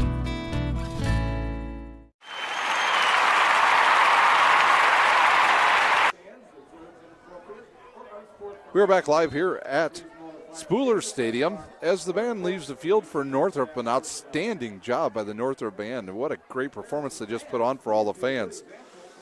Well, at halftime, 28-14, the Snider Panthers lead over the Northrop Bruins. Some of the scores from around the area: Concordia leads over Fort Wayne Wayne 21-0 at halftime. Bishop DeWanger over Lures 6-0. We're looking for a score for the North-South game. Haven't been able to find anything on that just yet. When we get that, we'll pass it along to you. And at a big game out of Carroll High School, Homestead leads Carroll 30-7. I'm not sure if they made it to halftime, because after Cam Shannon returned a kickoff return for a touchdown, he ran so fast that he did something, and the lights went out at the stadium at Carroll. So they're in a stoppage there because they have no lights at Carroll High School. All those games were Summit Athletic games down in the NE8. These are all games at halftime. East Noble over Columbia City 35-0. Leo leads Huntington in a low-scoring game 7-6. In a bit of a shocker at halftime, it's Belmont over New Haven 7-6. And at DeKalb leads Norwell 14-6. So those are your scores from around the area. We will take a quick timeout. When we come back, we'll let you know how the score got the way it is. You're watching live high school football on SummitCitySports.com. Beautiful baby, you're sweeter than strawberry pie. Just like the morning, your smile brings the sunshine. The Parkview Family Birthing Centers, with everything you need for baby, plus birth planners, expert physicians, midwives, and more for you. I'm a Parkview mom. You can be too. Learn more at parkviewmom.com.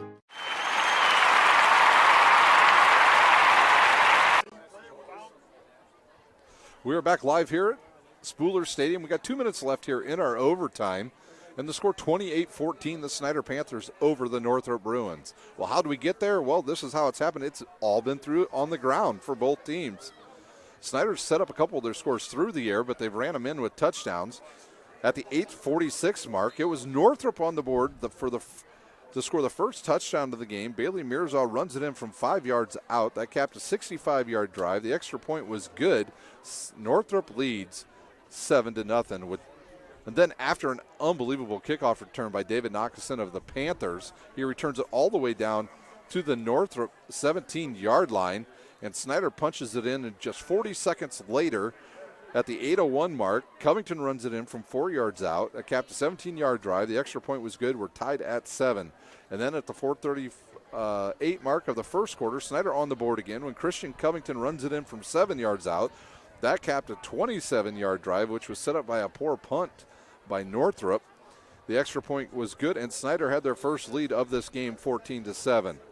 Then at the 1:12 mark of the first quarter, the Panthers do it again on the ground when Anias Lockett runs it in from 4 yards out. The extra point was good, and the Snider Panthers lead 21-7 going into the second quarter. Well, Northrop gets on the board after a real long drive. They held the ball for roughly about 7 minutes. 7 or 8 minutes they held the ball, and they get it down to the 5:32 mark, and Bailey Mirzal calls his own number on a read option play, and he runs it in from 4 yards out. That caps an 81-yard drive. Northrop within 7 at 21-14 at this point. And then Snider, with just 3:53 remaining in the second quarter, Christian Covington runs it in from 1 yard out. That capped a 70-yard drive. The extra point was good, and that's how our score stands at 28-14, the Snider Panthers. Well, can Northrop mount some type of comeback here as they will start on defense? We'll take a quick timeout. You're watching live high school football on SummitCitySports.com. It's more than winning state championships and titles. It's more than challenging your cross-city rivals. FWCS Athletics brings out the best in students, giving them confidence, discipline, and a will to persevere. See how we compete and see what we do at FortWayneSchools.org. We are ready for second half action at Spooler Stadium. As both teams have come out on the field, we are ready to go for the third quarter here at Spooler Stadium.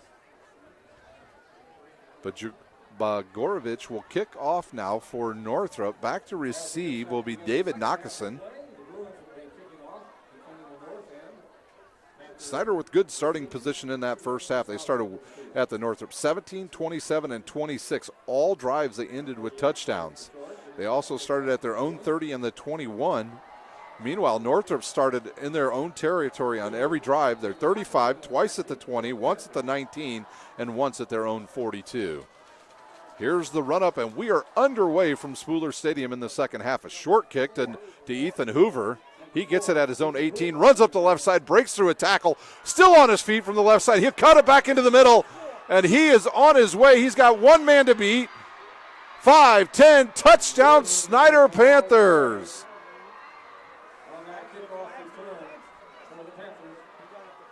And we'll say that is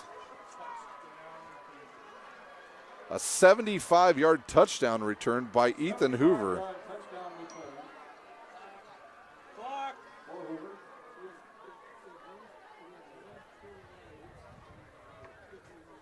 So Hoover for the Panthers right away at the 11:43 mark returns the opening second half kickoff for a touchdown. Dellinger to snap, McCready on the hold, Jack James to kick. Here's the snap, the hold, the kick is up, and it is good. 35-14, the Panthers lead here at Spooler Stadium. We'll take a quick timeout. You're watching live high school football on SummitCitySports.com. How do you design one of the most advanced ERs in the country? At Parkview, we did it by focusing all our attention on you, the patient, by involving doctors and nurses in the design process, by creating quieter, more private spaces, and by leading the region in heart, stroke, and trauma care. This is not your typical emergency room. It's Parkview. In an emergency, isn't this where you'd rather be? Parkview, your partner in health.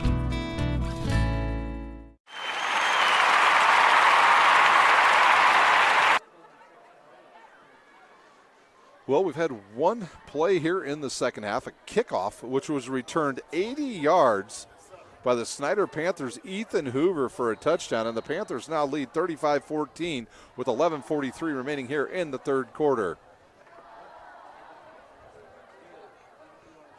Back to return for the Bruins. A couple different players. They'll send it to Harris, and he'll catch it at his own 13. Now Thomas on the return from his own 13. He busts through the right side, and now he's got a chance to run a long one back. Can he get the corner? He'll be run out of bounds in Snider territory, so both teams having problems with kickoff coverage. A big return for the Northrop Bruins. No flags on the field. Northrop will start in Snider territory. We'll see where they spot the ball, as it looks like it'll be right at the Snider 40. So evidently he stepped out of bounds somewhere over there on that far side. In the backfield, Keyshawn Edwards, two receivers for Northrop on each side. Aruza and Barry right in front of us. Kleben and Smith to the top side. There's a give right away to Keyshawn Edwards, and he's slowed up, but not before he picks up 5 yards. So 2nd and 5 for Keyshawn Edwards, who had a good first half. along with Mirza. Mirza on target. I think he only missed 2 passes there in the first half. Once again, Northrop will set up in the same formation. Aruza and Barry now in front of us. Keyshawn Edwards behind his quarterback. Mirza. Snider will set up in their 4-3 defense. Interesting. A keeper by Mirza. He runs through the middle. And I don't see, for the Snider Panthers, I don't see Austin France in there. I think it's Dalston Duff that may be playing linebacker right now for the Snider Panthers. Yeah, Brandon Cox and Dalston Duff are the linebackers. So I'm not sure if Austin France was injured in the first half for the Panthers. And it'll be 3rd down and 3 from the Snider 33-yard line.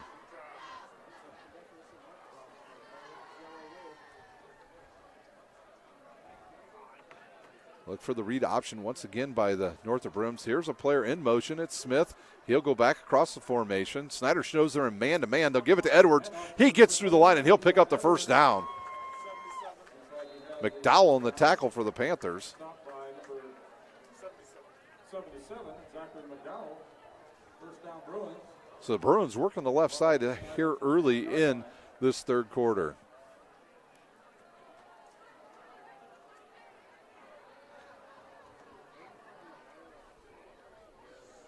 First and 10 now at the Snider 29-yard line. Trip receivers to the near side. Barry, Aruza, and Smith here to the near side. Cleveland to the top side. Edwards in the backfield with Mirza. Here's the snap. The give to Edwards. He breaks through the line. Another good, powerful run by Keyshawn Edwards, and he is stopped after about a 9-yard pickup. And Brandon Cox on the tackle.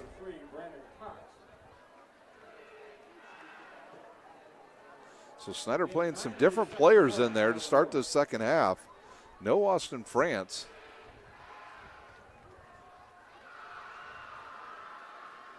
The ball now on the Snider 20-yard line, actually inside the Parkview Sports Medicine red zone. 3 receivers to the near side, 1 receiver to the top side. Northrop will spread out the Snider defense once again, and here's a whistle. Offside. Snider must have lined up in the neutral zone. So a penalty on the defense gives a first down to the Northrop Bruins.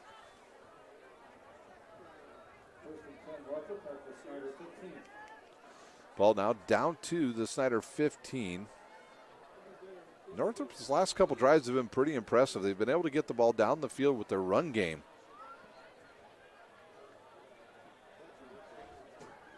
Trip receivers to the near side. Barry, Aruza, and Smith. Cleveland to the top side. Edwards in the backfield. Snider will run a spy on Edwards. Here's the snap. The give to Edwards, and he's met right in the hole by Brandon Cox.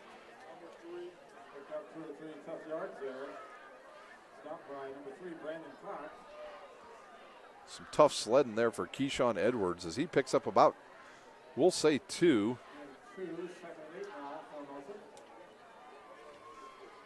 Northrop once again in the red zone. Same formation for the Bruins. Mirza now has Edwards to his left side. Here's the snap. They'll run an inside reverse, and in there with the play is Jordan Hogue. Ty Smith tries to carry it. It'll actually go down as a reception as he flipped it forward. So it'll be a completed pass for about a half a yard.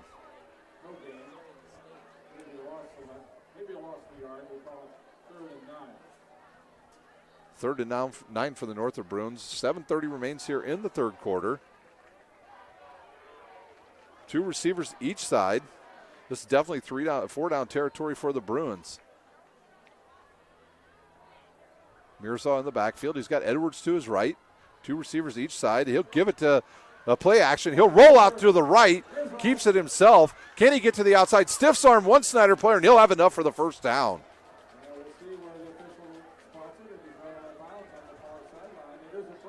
First and goal. Mirza does it with his legs that time as he goes play action, sees nobody open, and finds some wide open green area to the right side of his offensive line, runs out there, gets a good block, and picks up a first down and a 1st and goal. Northrop, same formation, 3 receivers to the near side, 1 to the top, Edwards in the backfield. Now Snider will bring those linebackers up a little closer to the line. Here's the snap. Mirza runs it himself, and he's close to a touchdown. No signal yet. And here's another push and a touchdown by Bailey Mirza from 5 yards out. Wow, Mirza having himself a night on the ground as he has his 3rd touchdown of the night. And that comes at the 6:57 mark here of the 3rd period. So the opening kickoff by the Snider Panthers. The Northrop Bruins answer back with a 60-yard drive of their own. And now they'll set up for the extra point.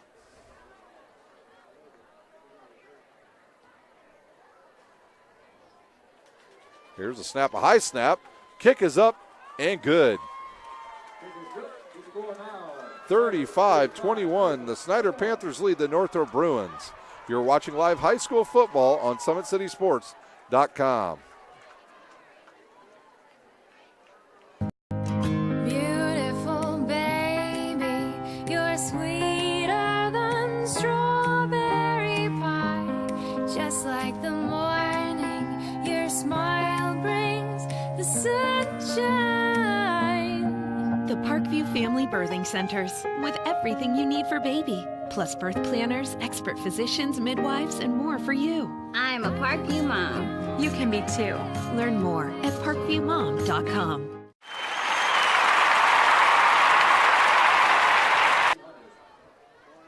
We're in the 3rd period here at Spooler Stadium with just under 7 minutes left to play here in the 3rd period as each team has traded touchdowns here to start the 2nd half. Snider's comes on an 80-yard touchdown return by Ethan Hoover, and Northrop goes 60 yards, and Bailey Mirza runs it in from 5 yards out.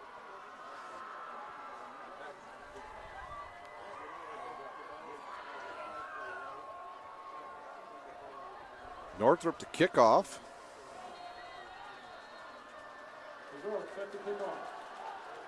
Begoric to kick off. Here's the run up, the boot, and he'll kick it right down the middle. It'll go over to Hoover. He'll pick it up at his own 20, runs to the left side again, and he'll be met by a host of Spartans and dragged down around the 36-yard line.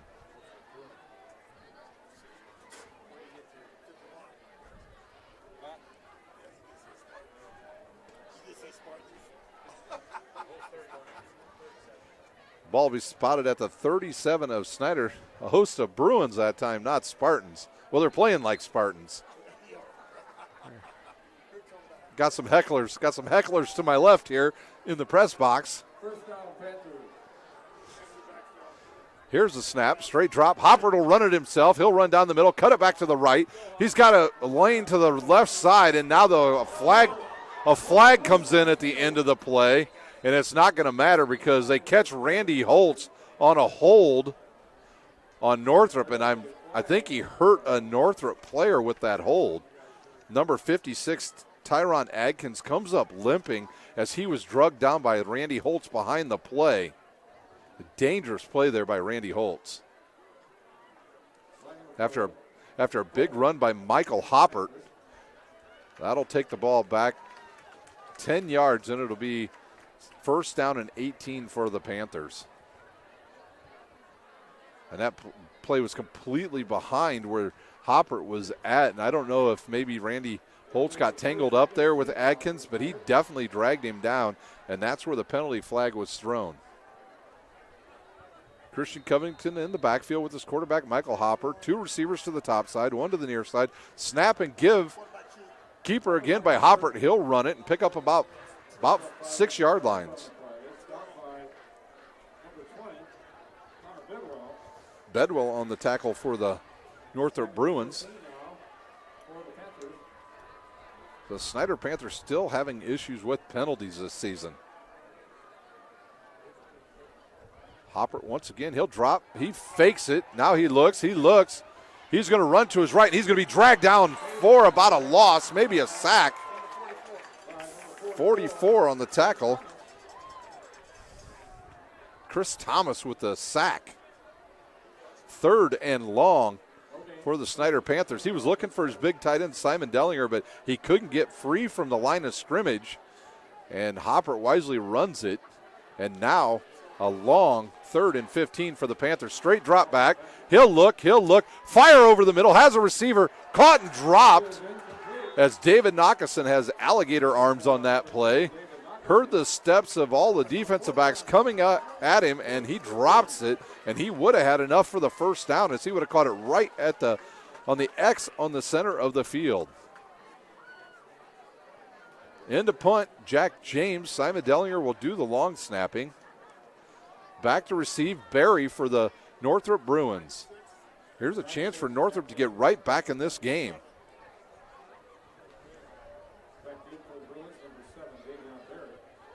So Snider's actual first drive of the second half goes nowhere. Good defense by Northrop. Here's the kick. The boot goes not very far, but it'll take a Snider bounce and maybe get down to the, well, we'll spot it at the 41.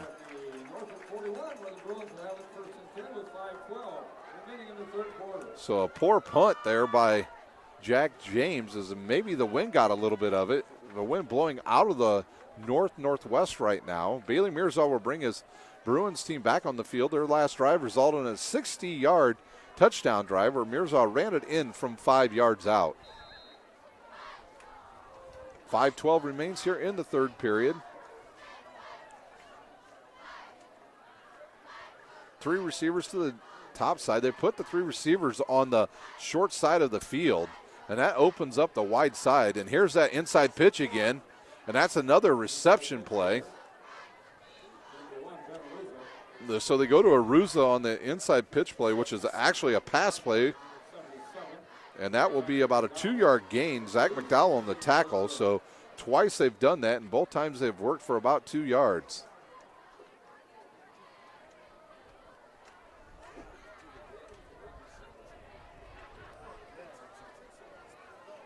Two receivers each side. As the ball gets in the middle of the field, Northrop goes 2 on each side. When they're on the hashes, they do put 3 receivers to the tight side. Now they'll give it to Edwards. He'll rush to the outside. A bunch of Panthers out there, and brought down is Edwards by Jordan Hogue.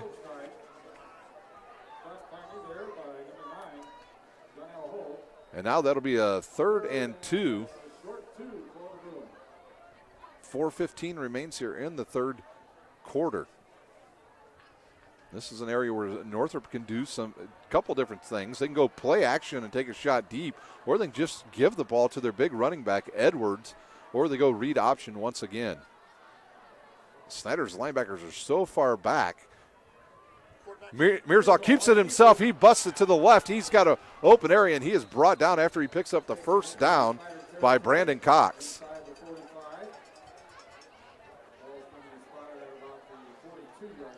So Northrop on the move again here in the second half.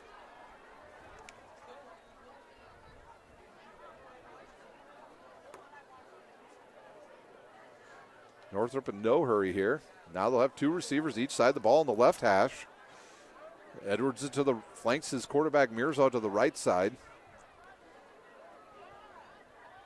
Here's the snap to give to Edwards. He'll run right into his center, and he'll pick up about 2 yards. See who's at the bottom of the pile for the Snider Panthers. See Lawrence Johnson on the tackle.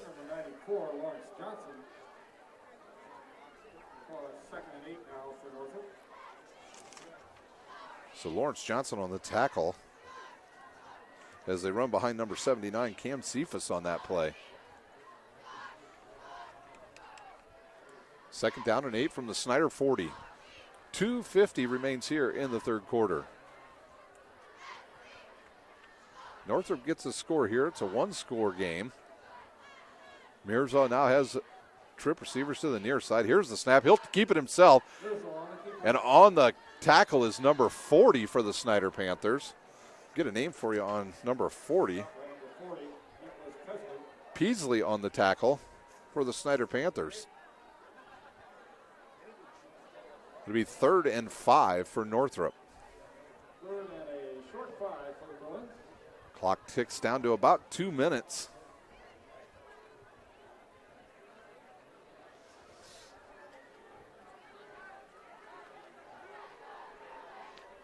Two receivers to each side.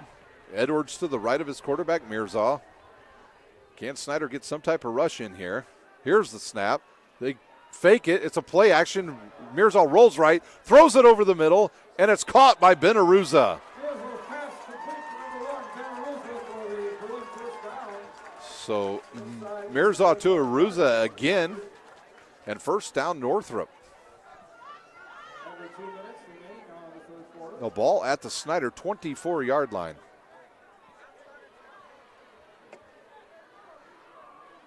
Actually, we'll say at the Snider 29-yard line. Yes, the 24-yard line. Bruins quickly up to the line of scrimmage. The play clock down to 5. Trip receivers now to the near side. Different formation, but they give the ball to Keyshawn Edwards. He's dragged down from behind by Lawrence Johnson. A loss of 1 on the play. The clock ticks down to 1 minute and 15 seconds remaining here in the third quarter. The Northrop offensive line of Price, Cephas, Gilbert, Smith, and Nick Price have all done a great job tonight in the blocking, especially in the pass game tonight for Bailey Mirza. He's had plenty of time to find wide open receivers and able to have time to survey the field and get outside and pick up timely first downs with his legs. Here's the snap, straight drop, 3 steps to show that inside screen again. Caught by Barry, he turns upfield, runs through a tackle and picks up 8 yards.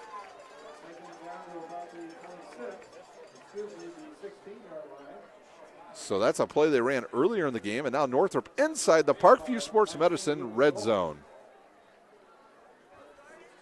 See if Northrop decides to run a play here. They do not have to run a play. The clock down to 22 seconds. See if they want to get another play here in this quarter. Play clock at 17, the game clock at 14. 2 receivers to each side. Edwards in the backfield with his quarterback, Mirza. He'll survey.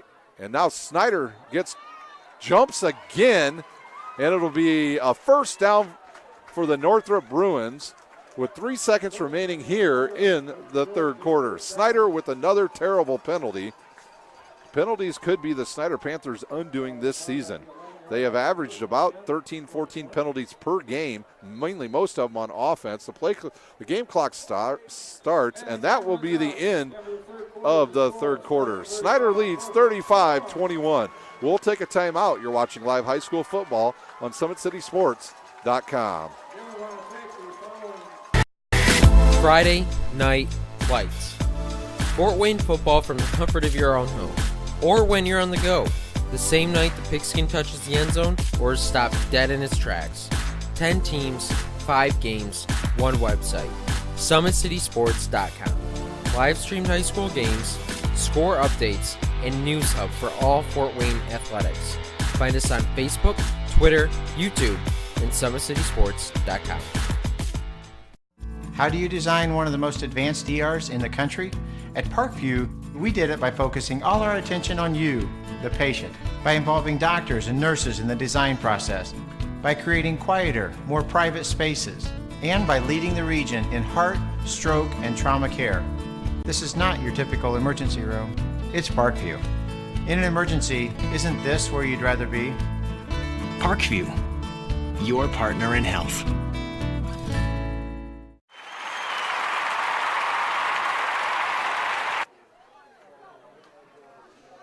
We're back live here to start the fourth quarter at Spooler Stadium. As we do have another score update as Bishop Dwenger trails Lures 14-6 in the third quarter. And finally, we have a score update on the North-South game, as it looks like North Side leads 21-6 over South in the third quarter. Mirza on the backfield. They send Aruza in motion. He'll cut up field. Here's the look. The pass to Aruza just too far outside his hands, and he was open.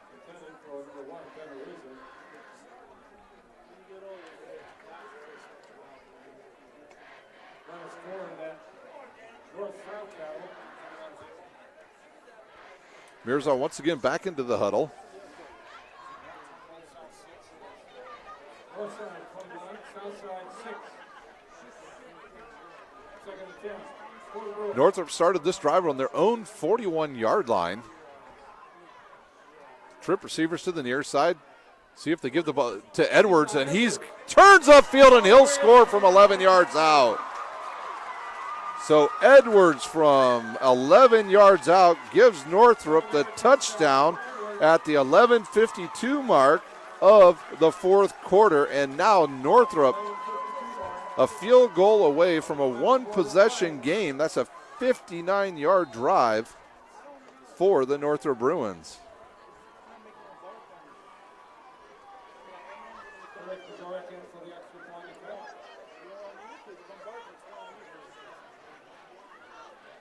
Here's the snap, good snap. The kick is up, and it'll be good. And after 2 plays in the fourth quarter, the Northrop Bruins now trail 35-28 to the Snider Panthers. We'll take a timeout. You're watching live high school football on SummitCitySports.com. How do you design one of the most advanced ERs in the country? At Parkview, we did it by focusing all our attention on you, the patient, by involving doctors and nurses in the design process, by creating quieter, more private spaces, and by leading the region in heart, stroke, and trauma care. This is not your typical emergency room. It's Parkview. In an emergency, isn't this where you'd rather be? Parkview, your partner in health.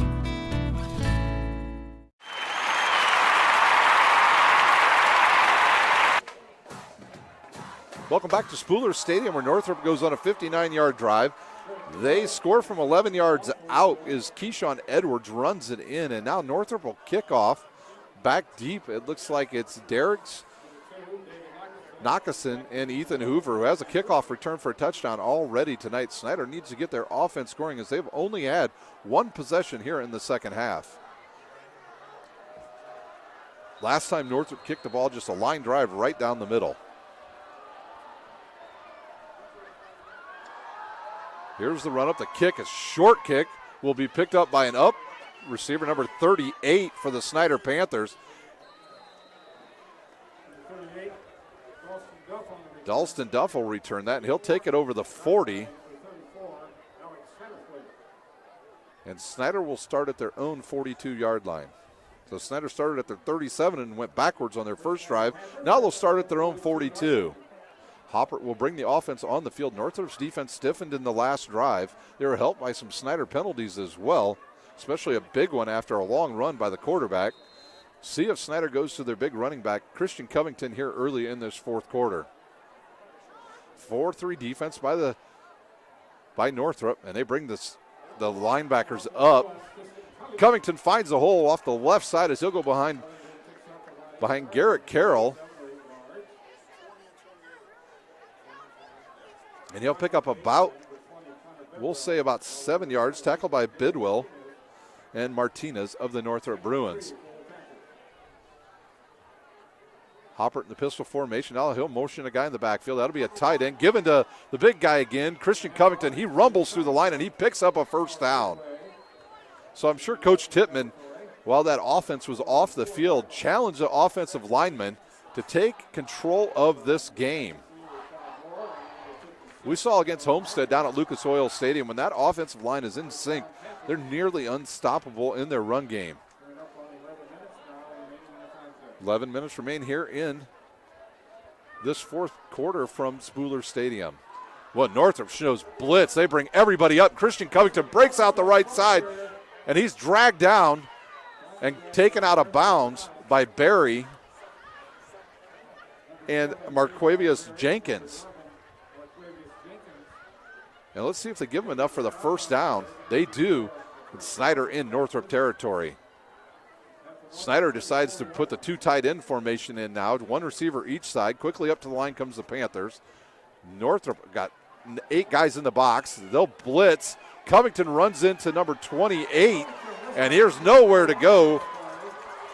As number 28 for the Northrop Bruins, I believe that's Martinez. He'll stop Covington for a 4-yard loss. A bad read by the Snider quarterback, as he did not realize that Northrop had brought about 8 guys up in the box. Here's the Panthers again in Northrop territory. Give to Covington. He looks right, goes left, cuts it back, and he'll get close to the first down. Jenkins on the stop. 3rd and 1 for the Snider Panthers as they near the Parkview Sports Medicine red zone. Hopper will get the signal from his coach, and they will keep the ball on the ground. I can guarantee you one thing, number 1 will run the ball for the Snider Panthers right here. Here's the blitz by Northrop. He breaks through the tackle, still on his feet. Jukes one guy, breaks through and gets down inside the 14-yard line. Picks up the first down for the Panthers. Kleiben on the tackle. Kleiben with the tackle for Northrop. If he doesn't make that tackle, Christian Covington would have his 4th touchdown of this game. Here's the snap to give to Covington. He runs left, runs back into the middle, breaks through, and he will score from 13 yards out. Wow, Covington right away down the field, and Snider will score a touchdown from 13 yards out and cap a 50-yard drive. So Snider answers back with a touchdown of their own at the 9:15 mark of the 4th quarter. So Snider takes less than 2 minutes to get a touchdown. Number 96, Jack James, in for the extra point attempt. James to kick the extra point. Here's the snap. The hold, the kick is up, it goes right, but it'll sail through for a good extra point. The score 42-28. 42-28 our score with 9:15 remaining here in the 4th quarter. We'll take a quick timeout. You're watching live high school football on SummitCitySports.com. Beautiful baby, you're sweeter than strawberry pie. Just like the morning, your smile brings the sunshine. The Parkview Family Birthing Centers, with everything you need for baby, plus birth planners, expert physicians, midwives, and more for you. I'm a Parkview mom. You can be too. Learn more at parkviewmom.com.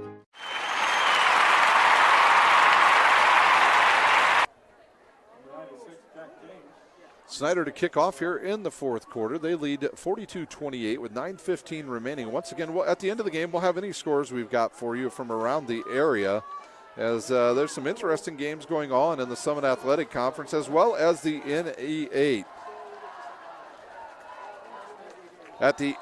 With 5:02 remaining in the game, Dwenger trails Bishop Lures 14-12 as Dwenger went for a 2-point conversion and failed. Jack James to kick off now for the Snider Panthers. Here's the run up, the kick. A line drive down the middle of the field, takes a big hop, will go by everybody and roll into the end zone. And Northrop will start from their own 20-yard line.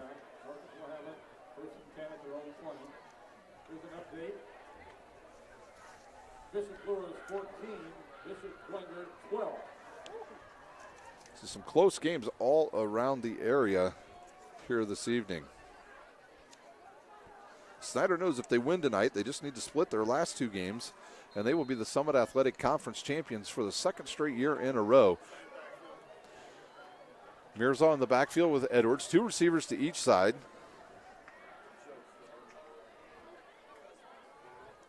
Here's the snap, the fake, play action. They'll throw it to Smith. He's wide open, and he is dragged down by number 21 and number 3 of Snider Panthers, Causey and Brandon Cox.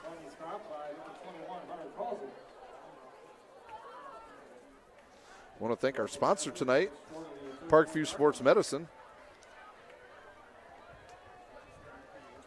Quickly up to the line comes Northrop. They're going to have to be in a little bit of a hurry here as the clock ticks down to 8:50 remaining here in the game.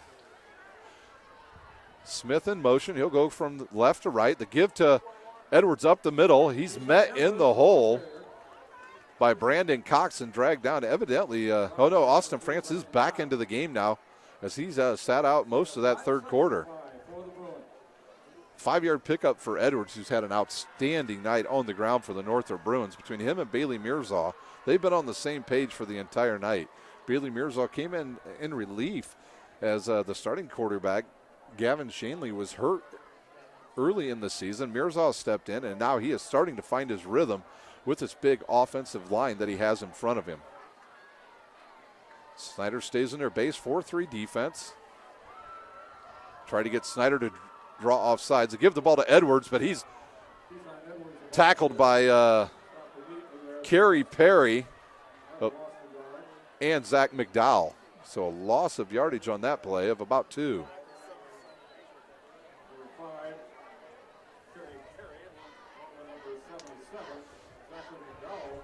Third down now for Northrop. We're trying to see where they mark the ball at. It looks like it'll be about a 3rd and 7 from the 33-yard line, as this is definitely 4-down territory for the Northrop Bruins as we're clicking down to about the 7:25 mark here of the final quarter.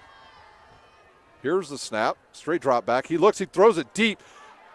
Luke Owens out there. Boy, if that ball's underthrown, Luke Owens had a beat on it. Intended for Ty Smith, was the intended receiver. But Luke Owens comes over and deflects it out of bounds for the Snider Panthers.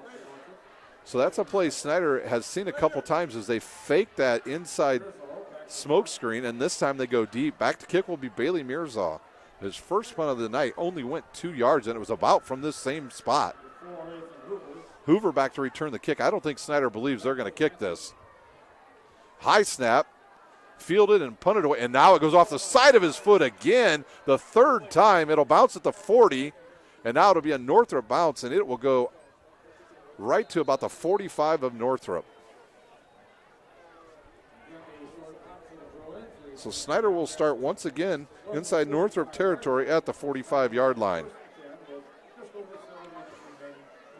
7:05 remains here from Spooler Stadium as Snider looks to continue their winning streak here. They're 6-0 on the season. They win tonight. They play Dwenger next week, and then they play Bishop Luers to end the season. If they win one of 2, they will be your Summit Athletic Conference champions. Anias Lockett in the backfield with Hopper. 2 tight ends. Here's the give to Lockett. Right side, big push by the offensive line, and he cuts it back inside. If he cuts that outside, he's got nothing but green out there to run to. He runs to the right side behind his tight end, Simon Dellinger, and see who the tackle was out there that time. That was Randy Holtz. Now they'll switch the offensive line around. Will Snider. They'll go double tight ends to the left side, single receivers. Lockett in the backfield with Hopper. And it looks like we might have a timeout on the field, the Northrop Bruins. So with 6:38 remaining here in this game, Snider leads 42-28 over the Northrop Bruins. We'll take a timeout. You're watching live high school football on SummitCitySports.com. There's Ryan looking to center into the slot to Esther, but broken up by Scott. He hits guard. Now the sticks are up. And now this is bad news. Everyone going at it down here in the corner. Fort Wayne Hockey. McClung with the dink. 6 teams. Bone cutter to Ryan Freeby with the shot from the point. He scores! Live stream games new this season. Follow us on Facebook, Twitter, YouTube, and SummitCitySports.com. We're back live here at Spooler Stadium. 6:38 remains here in this game. Snider leads 42-28. They're looking to punch this ball in. They're now at the Northrop 40-yard line. If they get the ball in the end zone here, it's pretty much a done deal from that point on for the Snider Panthers in this game. Double tight ends again to the left side. Lockett in the backfield. They'll give it to Lockett. He bounces to the right, cuts it back to the left, and he barely gets back to the line of scrimmage. He'll pick up about a half a yard. Be third and 5 for the Snider Panthers.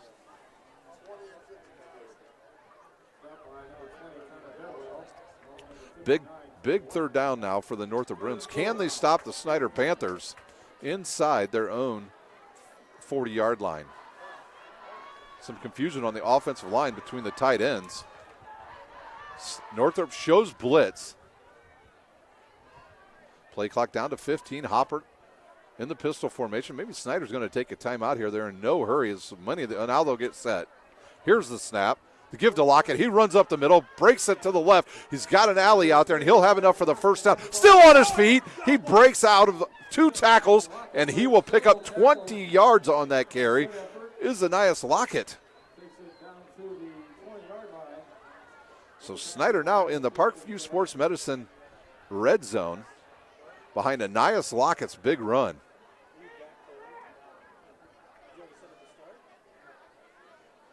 Panthers will set up again, double tight ends right. Lockett in the backfield. Game clock down to 5:30 remaining here at Spooler Stadium. Snider no hurry. Here's the snap. The turn gives to Lockett. Right side, he'll run it. And he'll pick up about 5 yards on that carry. Ball down to the 15. So Snider has just decided to run the ball here as their offensive line has taken control here in the late stages of this game. Same formation for the Panthers. They'll go single tight ends to each side this time. 2 receivers, 1 to each side. Hopper looks at the play clock. Gets his team set, gives it to his big fella Lockett, busts it inside, then back outside, and he will score from 15 yards out.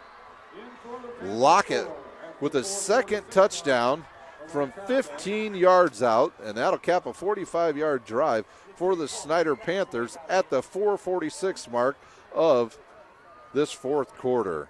Snider on the board again. Score now 48-27. 47-27 right now.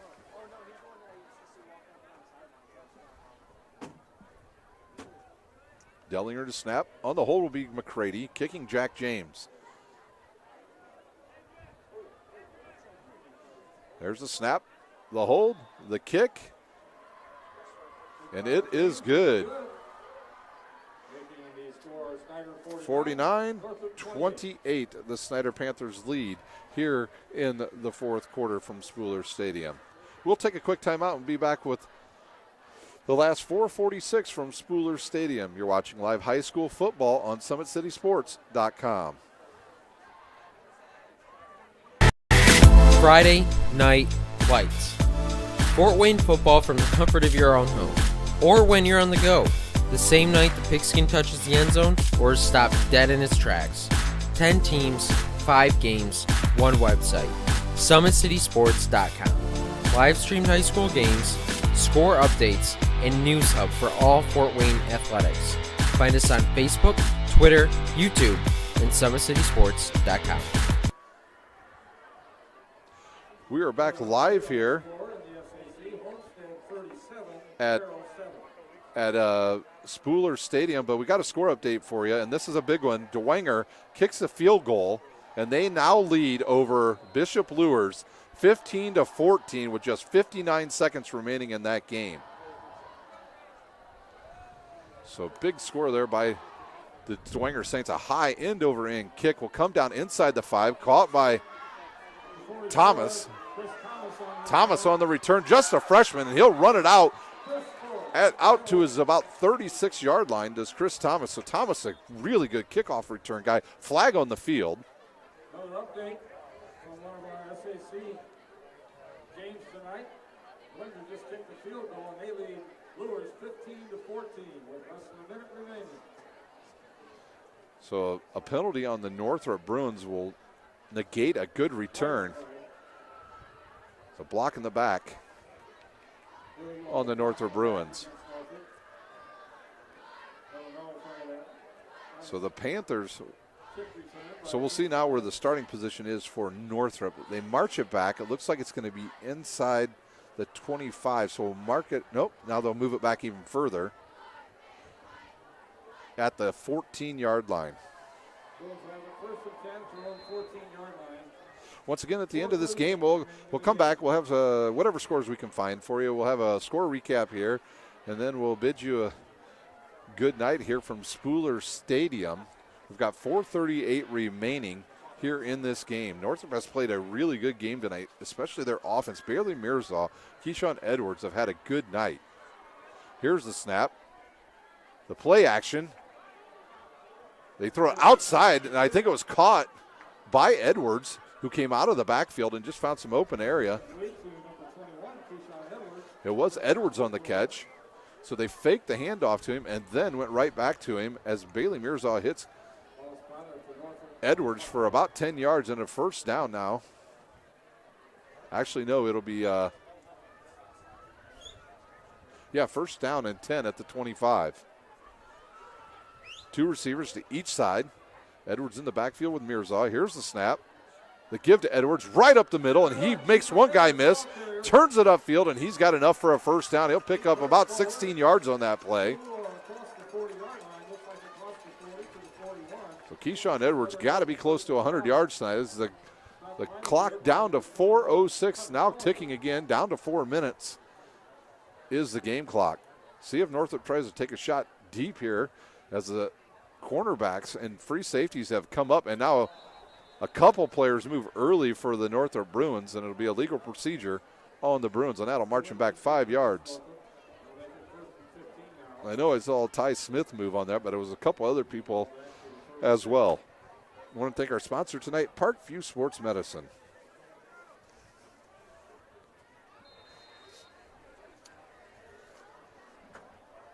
Mirza now, he'll have Edwards to his right, 2 receivers to each side. Here's the snap. Play action. Bailey Mirza running for his life, and just too much pressure.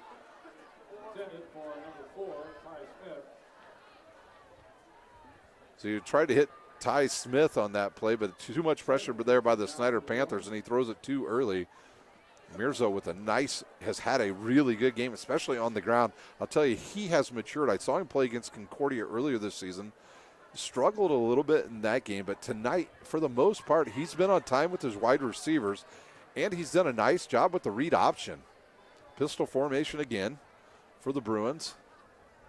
Here's the snap. They'll a draw to Edwards, and a bunch of Panthers there for the tackle.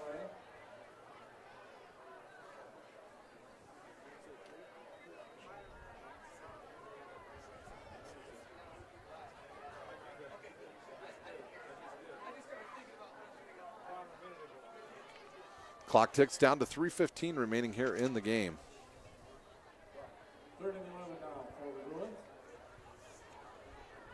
Northrop's got to get up there quick. 3:07 now. They're still in the huddle. The play clock down to 9 already. I'm not sure if they noticed how low. It's down to 5, down to 4, 2, 1, and they get the snap off right at the end. Here's a throw over the middle, and caught by Kleben, and he turns upfield, and he's got one guy to beat. Can he race him? He does. He gets down inside the 10-yard line, and he is dragged down on the play by a couple Snider Panthers defensive backs, but he jumps up, makes the play between 3 Snider players, turns and runs it upfield as Kleben for the Northrop Bruins, 1st and goal, and Northrop inside the Parkview Sports Medicine red zone.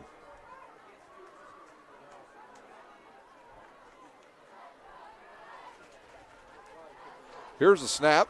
The give to Edwards. He bounces it to the left. He slips and is dragged down by Ethan Hoover. 2:20 remains in the game. A couple Panthers players getting up slow now. Quickly to the line is Northrop. 49-28 our score. Northrop will play Northside next week, and Snider will play Bishop Dwenger. At last count, Dwenger looked like they may have won the game against Bishop Luers. Aruza in motion. Mirza rolls right, looks for Aruza, has some room out there to run, throws it back across his body, and throws it a bit short of Aruza. Misses him by about a yard. That's a tough one, throwing it back across your body. Like I said, Bailey Mirza, he was a former shortstop and outfielder for Northrop baseball, so he can make those plays on the run. And now Snider will run some fresh subs in.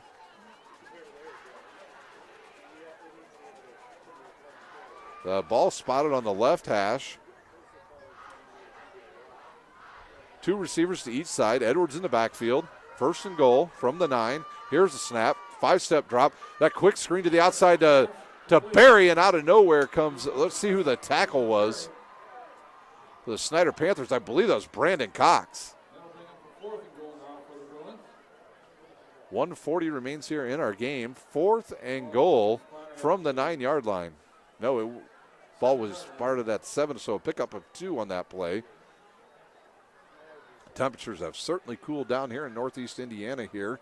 Last week at this time it was about 85 degrees still. Play clock down to 10. Game clock under 120. Mirza now in the shotgun. Pistol formation.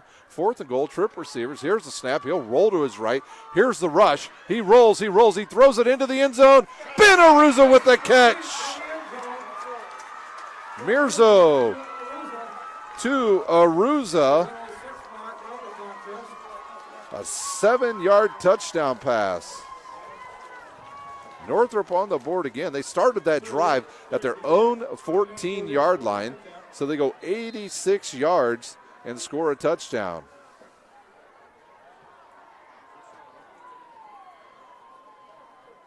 What a play by Bailey Mirza. Extends the play with his legs, then finds a wide open Ben Aruza. Here's the kick. It's up and good. 49-35 our score here from Spooler Stadium. We'll take a timeout and come back for the last 1:06. You're watching live high school football on SummitCitySports.com. How do you design one of the most advanced DRs in the country? At Parkview, we did it by focusing all our attention on you, the patient, by involving doctors and nurses in the design process, by creating quieter, more private spaces, and by leading the region in heart, stroke, and trauma care. This is not your typical emergency room. It's Parkview. In an emergency, isn't this where you'd rather be? Parkview, your partner in health.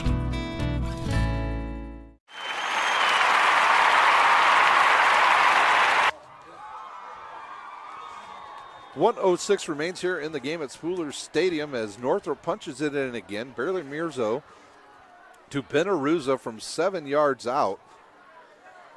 And the score is now 49-35, the Snider Panthers. Snider knows the onside kick's coming here, so they brought everybody up. The only D-back looks like it's Derrick's. The Good Hands team now in the game for the Snider Panthers.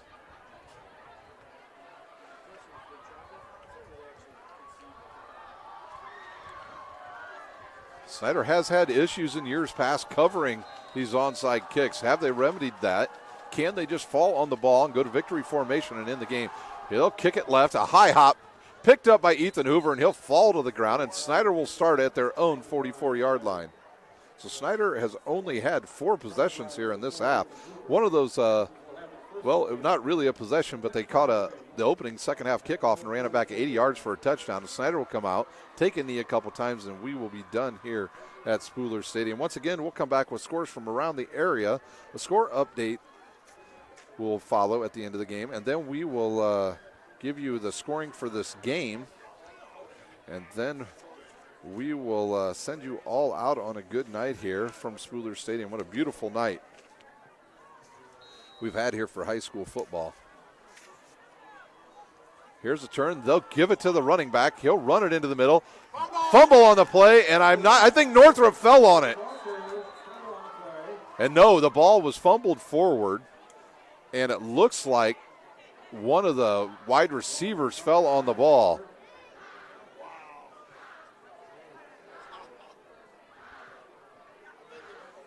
Second and 1 for the Panthers.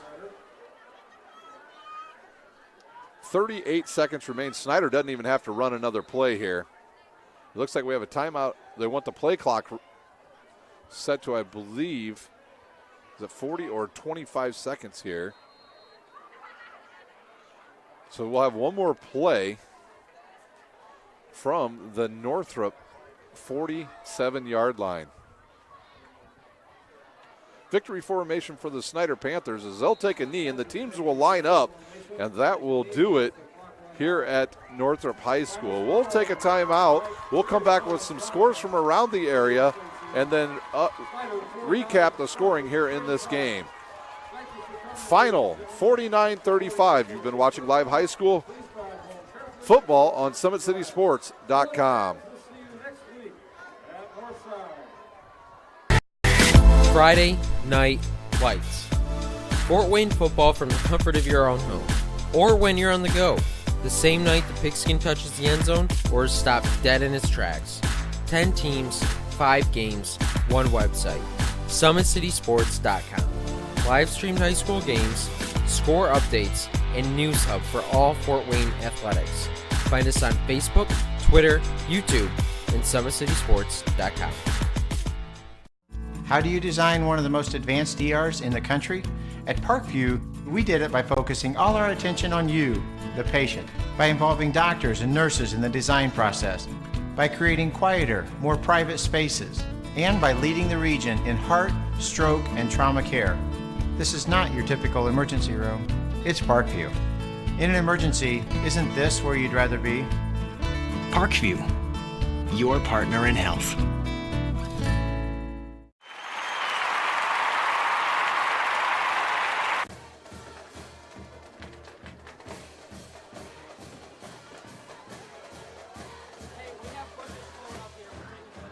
How do you design one of the most advanced ERs in the country? At Parkview, we did it by focusing all our attention on you, the patient, by involving doctors and nurses in the design process, by creating quieter, more private spaces, and by leading the region in heart, stroke, and trauma care.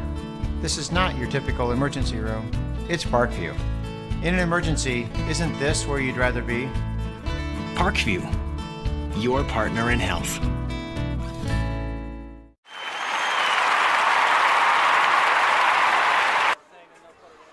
We're back live at Spooler Stadium where our final score, 49-35. The Snider Panthers win and improve their record to 7-0 on the season. Northrop will fall to 1-6. They'll go to North Side next week to play North Side, who at last account was beat by South Side tonight in the totem pole game. And Snider will stay right here at home and play against Bishop DeWenger, who last we checked had kicked a field goal with 59 seconds to go and was leading Bishop Lures 15-14. If we get any updates on that score before we check out here, we will let you know. We only have a few finals from around the area, as many of the games have not even gone final yet. Checking right here to see if we've got a final on that score. We do not. So here's the finals we do have. Homestead leads over Carroll, which is a game that was delayed because of a power outage to one of the light banks. They lead 44-10. Last we checked, Concordia was beating Wayne. Dwenger was beating Bishop Lures. And South was leading Northside late in that game. So those are the scores from around the area. Some of the NE8 scores we know is a final 42-6, Leo over Huntington North. And New Haven holds on to beat Belmont 18-13 in a close one at Belmont. Well, the scoring here was mostly, it was all done on the ground except for one pass play to Ben Aruza that went in. Northrop on the board right away to start the game at the 8:46 mark when Bailey Mirza runs the ball in from 5 yards out. That capped a 65-yard drive. The point after attempt was good. Northrop leads 7-0 at this point. Snider answers right back at the 8-1 mark when Christian Covington runs in one of his 4 touchdowns from 4 yards out, capped a 17-yard drive. The PAT was good, and we were all tied at 7. Then at the 4:38 mark, Snider scores again. Christian Covington runs it in from 7 yards out, caps a 27-yard drive. The extra point was good, 14-7. The Snider Panthers lead. At the 112 mark of the first quarter, it was Anias Lockett running it in from 4 yards out for the Snider Panthers. That capped a 26-yard drive. The Panthers led 21-7 at that point. And then at 5:32 mark of the second quarter, Northrop on the board, a 4-yard run by Bailey Mirza. He runs it in from 4 yards out. That caps an 81-yard drive. Our score 21-14 after the extra point was good. Snider answers right back with less than 2 minutes later when Christian Covington runs it in from 1 yard out. That capped a 70-yard drive. The extra point was good, and at halftime the score 28-14, the Snider Panthers. Well, we came out for the second half kickoff, and what did Snider do? They returned the kickoff 80 yards. Ethan Hoover, 80-yard kickoff return to start the second half of the 11:43 mark. He runs it in. The extra point is good. Snider in control, 35-14 at this point. And then again in the third quarter, it's Northrop on the board at the 6:57 mark when Bailey Mirza runs it in from 5 yards out. That capped a 60-yard drive. and the score 35-21 after the extra point. And then it was Keyshawn Edwards at the 11:52 mark for Northrop from 11 yards out that capped a 59-yard drive, and the score 35-28 Snider. Snider scores two touchdowns back-to-back in the fourth, when at the 9:15 mark, Christian Covington runs in his fourth touchdown from 13 yards out that capped a 58-yard drive. Snider leads 42-28 at this point. Then at the 4:46 mark, it was Anias Lockett from 15 yards out for the Panthers. That capped a 45-yard drive. The extra point was good, 49-28 Snider at this point. Northrop wasn't done, though. At the 1:06 mark, Bailey Mirza hits Ben Aruza on a 7-yard pass play in the end zone. That capped an 86-yard play. The extra point was good. Northrop tried an onside kick. It was no good. Snider runs a couple plays, runs the clock out, and our score 49-35. So a high-scoring game here from Spooler Stadium. I want to thank our sponsors tonight, Parkview Sports Medicine. I want to thank my cameraman tonight, Big Pat. And that will do it from Spooler Stadium. You've been watching live high school football on SummitCitySports.com.